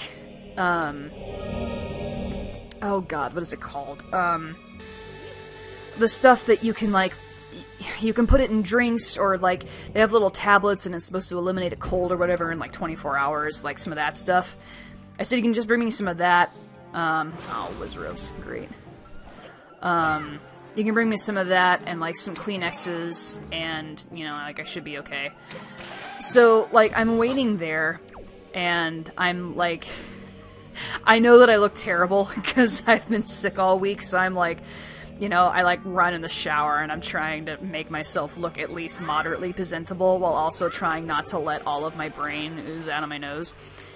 And the hour comes and no, it's not Airborne. God, I can't remember what the heck it's called, because I used to swear by that shit.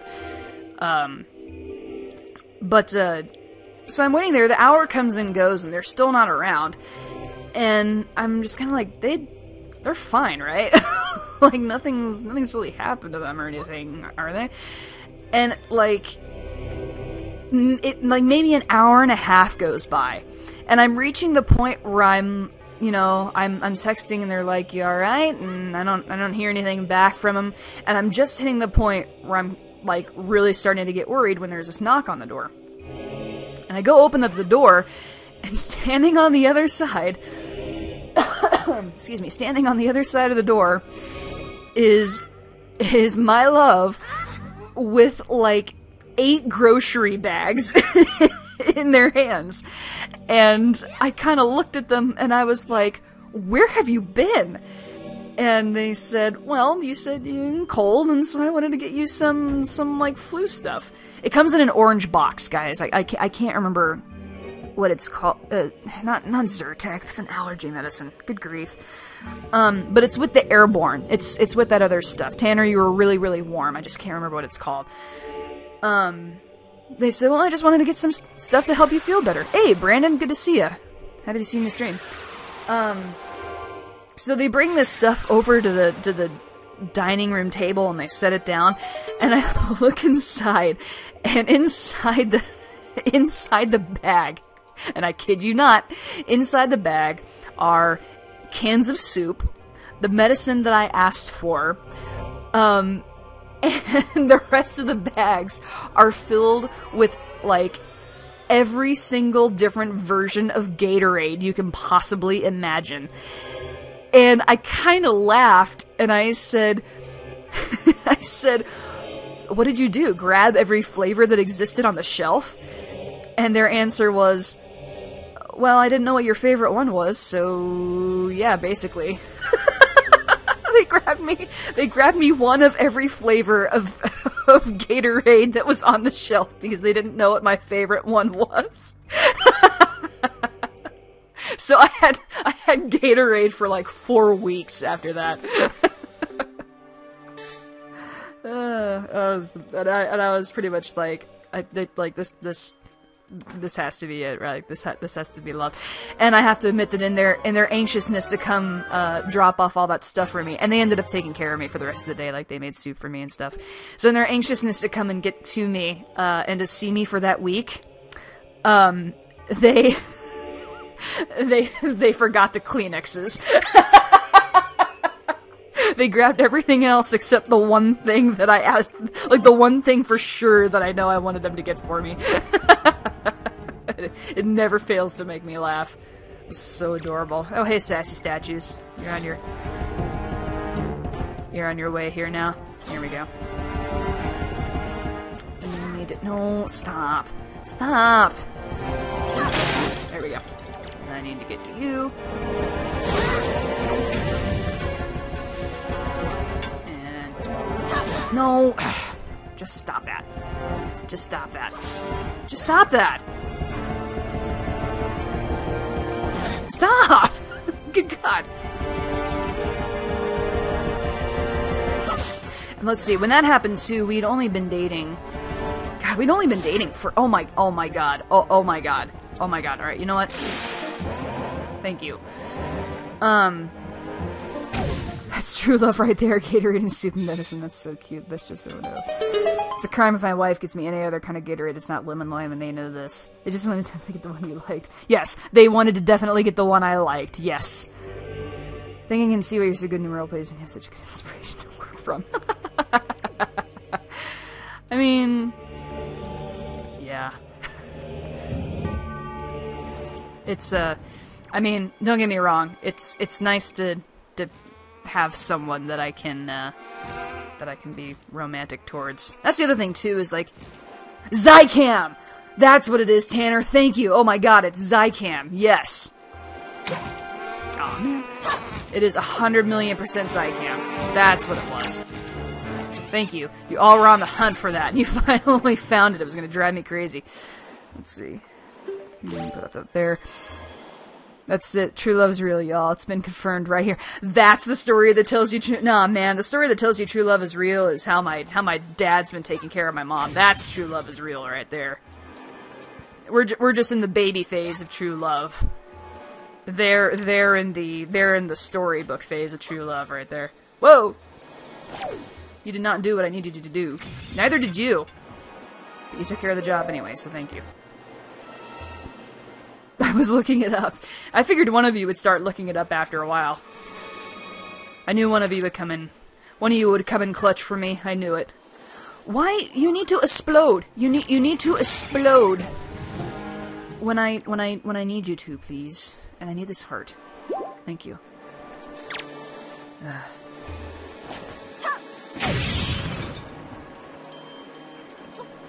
God, what else did they do? Oh yeah, in one of our first, let's see, this was like our first couple of dates. I totally just used an arrow for no good reason. Is there a fairy? Oh, I don't need a fairy. I got elixir of life. I got granny soup. What do I need fairies for? Come on, fairy. I'm just gonna use you. Let's see, 9/11. Tell a story not to be dramatic, but tears will be shed.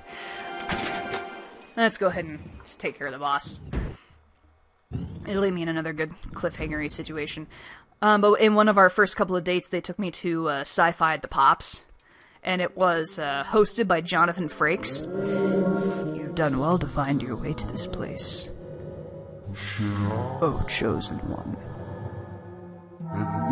Accept this final challenge.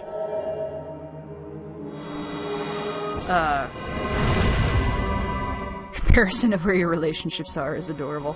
It's true, man. We haven't gotten that far. But, anyway, it was hosted by Jonathan Frakes, which, if you are not full up on your science fiction knowledge there, Jonathan Frakes was was Commander Riker in Star Trek Next Generation, of which we are both huge fans. We actually have most of these series on Blu-ray. And so we were just super psyched because it was like, oh man, we're in the same room as Jonathan Frakes, and blah, blah, blah. And then at the end of it all, they pulled out the envelope that had the tickets in them and said that they had one more surprise left for me. And in the envelope were tickets to go meet Jonathan Frakes. So I have met and gotten a picture taken with Commander Riker. And I was utterly starstruck and couldn't believe it. And we both got back into the car, and I was like, we just met Commander Riker! It was this utterly nerdy moment, and we were like, that just happened. And I was like, man, I hope this relationship works out, because if it doesn't, this is going to be a really hard memory to enjoy later on in life. And so I still have that, the program that he autographed next to his picture. I still have that, of course. Obviously, it's kept in a safe place. I would like to have it, like, kind of framed one day. But they got major brownie points for that. Let me tell you what. Because those tickets were a little bit expensive, and so I didn't expect anything. But they were kind of giving it away, too, now that I think about it, because they were saying something to me like, is there anything that you would want him to autograph if you had a chance to meet him? And I have this copy of First Contact, one of the Star Trek movies that he directed, and like, you know, I was like, well, I'd want him to to sign that one if I had the chance. But then I kind of chickened out at the last moment, and I kept it in the car. And so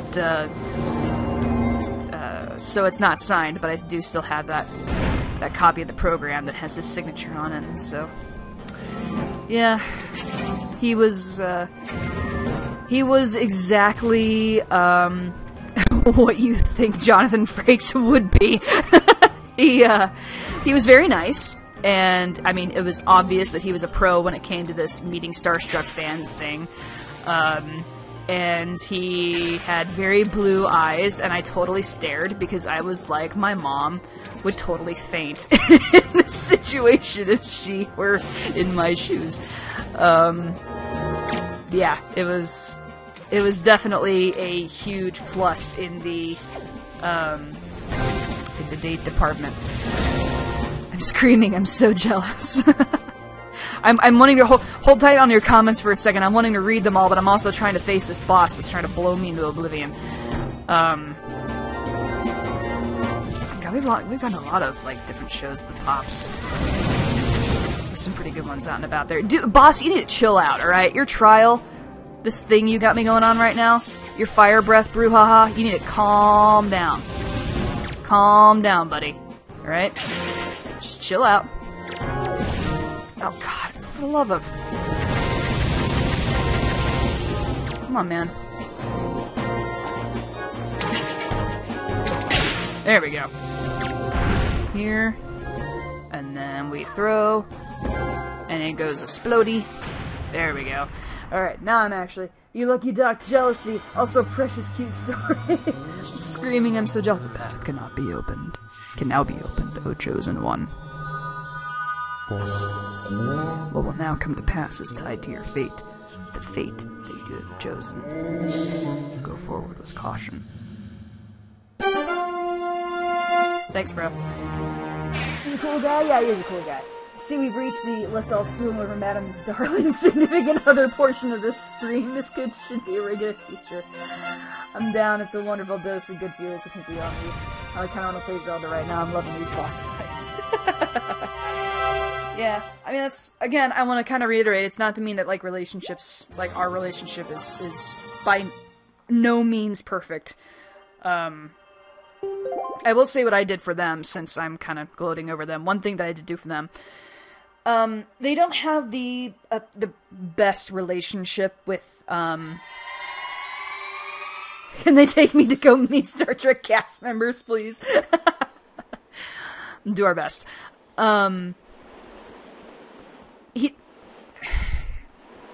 That's the other thing about Jonathan Frakes, too, is, like, he was very nice, and very, like, you know, like, obviously used to having Starstruck fans and everything.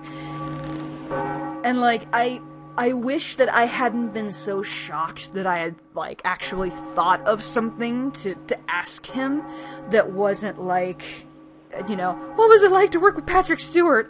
Or, is Deanna Troi OTP?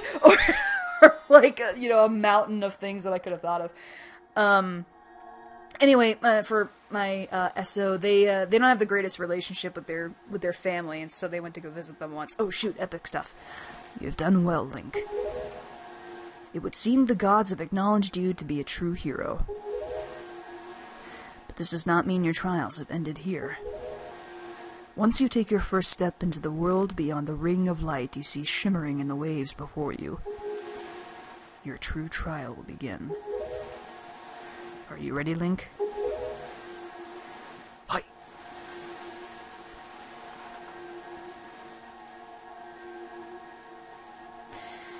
But, they went off to see their family and they weren't looking forward to it at all, but they hadn't seen him in a while, and so they went off to go do it anyway. So I got a hold of the addresses that they were going to go to, and I sent handwritten letters to both of those addresses, intentionally to arrive after he had gotten, his dad, after his dad had gotten him and stuff, because I had to speak to his dad for a while to, because his dad's, like, not on Facebook super often, and his dad's kind of tough to talk to, and so his dad was kind of like, why are you organizing it this way again? Anyway, so I got the letters over to them, and they, like, sent me all these text messages and was like, thank you so much! So therapeutic! But yeah. Oh, by the way, here's this old castle under the sea. Alright. You're probably wondering where we are, aren't you? Unfortunately, there is not enough time for me to explain it to you now. Once you are able to strike down Ganon with the item you obtain in this castle, all will be made clear to you.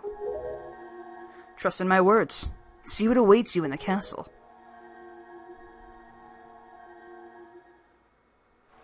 Oh my god, what awaits us in the castle? What do you think awaits us in the castle? What does the boat think awaits us in the... Boat's just like... Boat also has resting bitch face.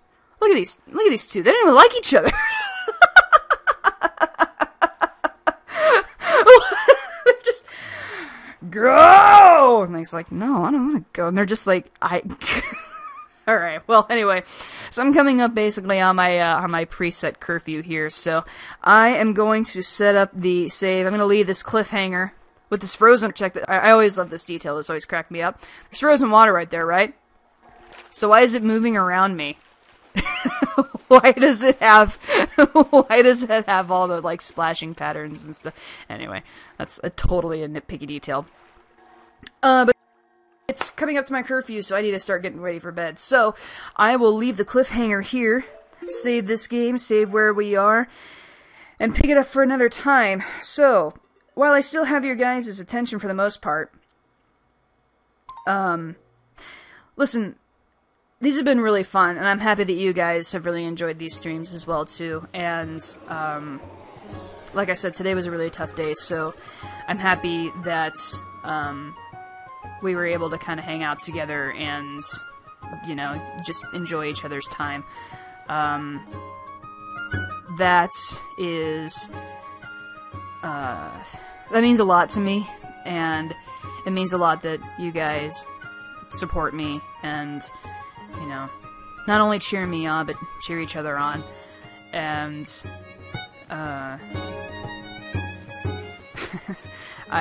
I am truly and genuinely so appreciative of every single one of you, and I'm happy that we're doing these, and I hope that we can continue doing these in the future. It means a lot. It really does. So, thank you guys again for tuning in tonight. Thank you for being there for each other, as well as being there for myself. And now that the old intro is getting ready to play in the game, it's probably a good point for me to kind of end this stream. So, thank you guys again. I'm always here for you, madam. You're amazing. You guys are amazing. Every single one of you. You're the more amazing ones. I can't express how much I appreciate all of you. And what you've done for me in my life, and I'm so thankful for all of you. So, sentimental. God, we've gotten so sentimental, like, within the last half hour. Big group hug, everybody. Group hug. Massive hug to all my Wigglesworthians, wherever you all may be. Alright, I'm gonna call that a night, so thank you guys so much again. Have a good morning, good afternoon, good evening, or good night, wherever you may be.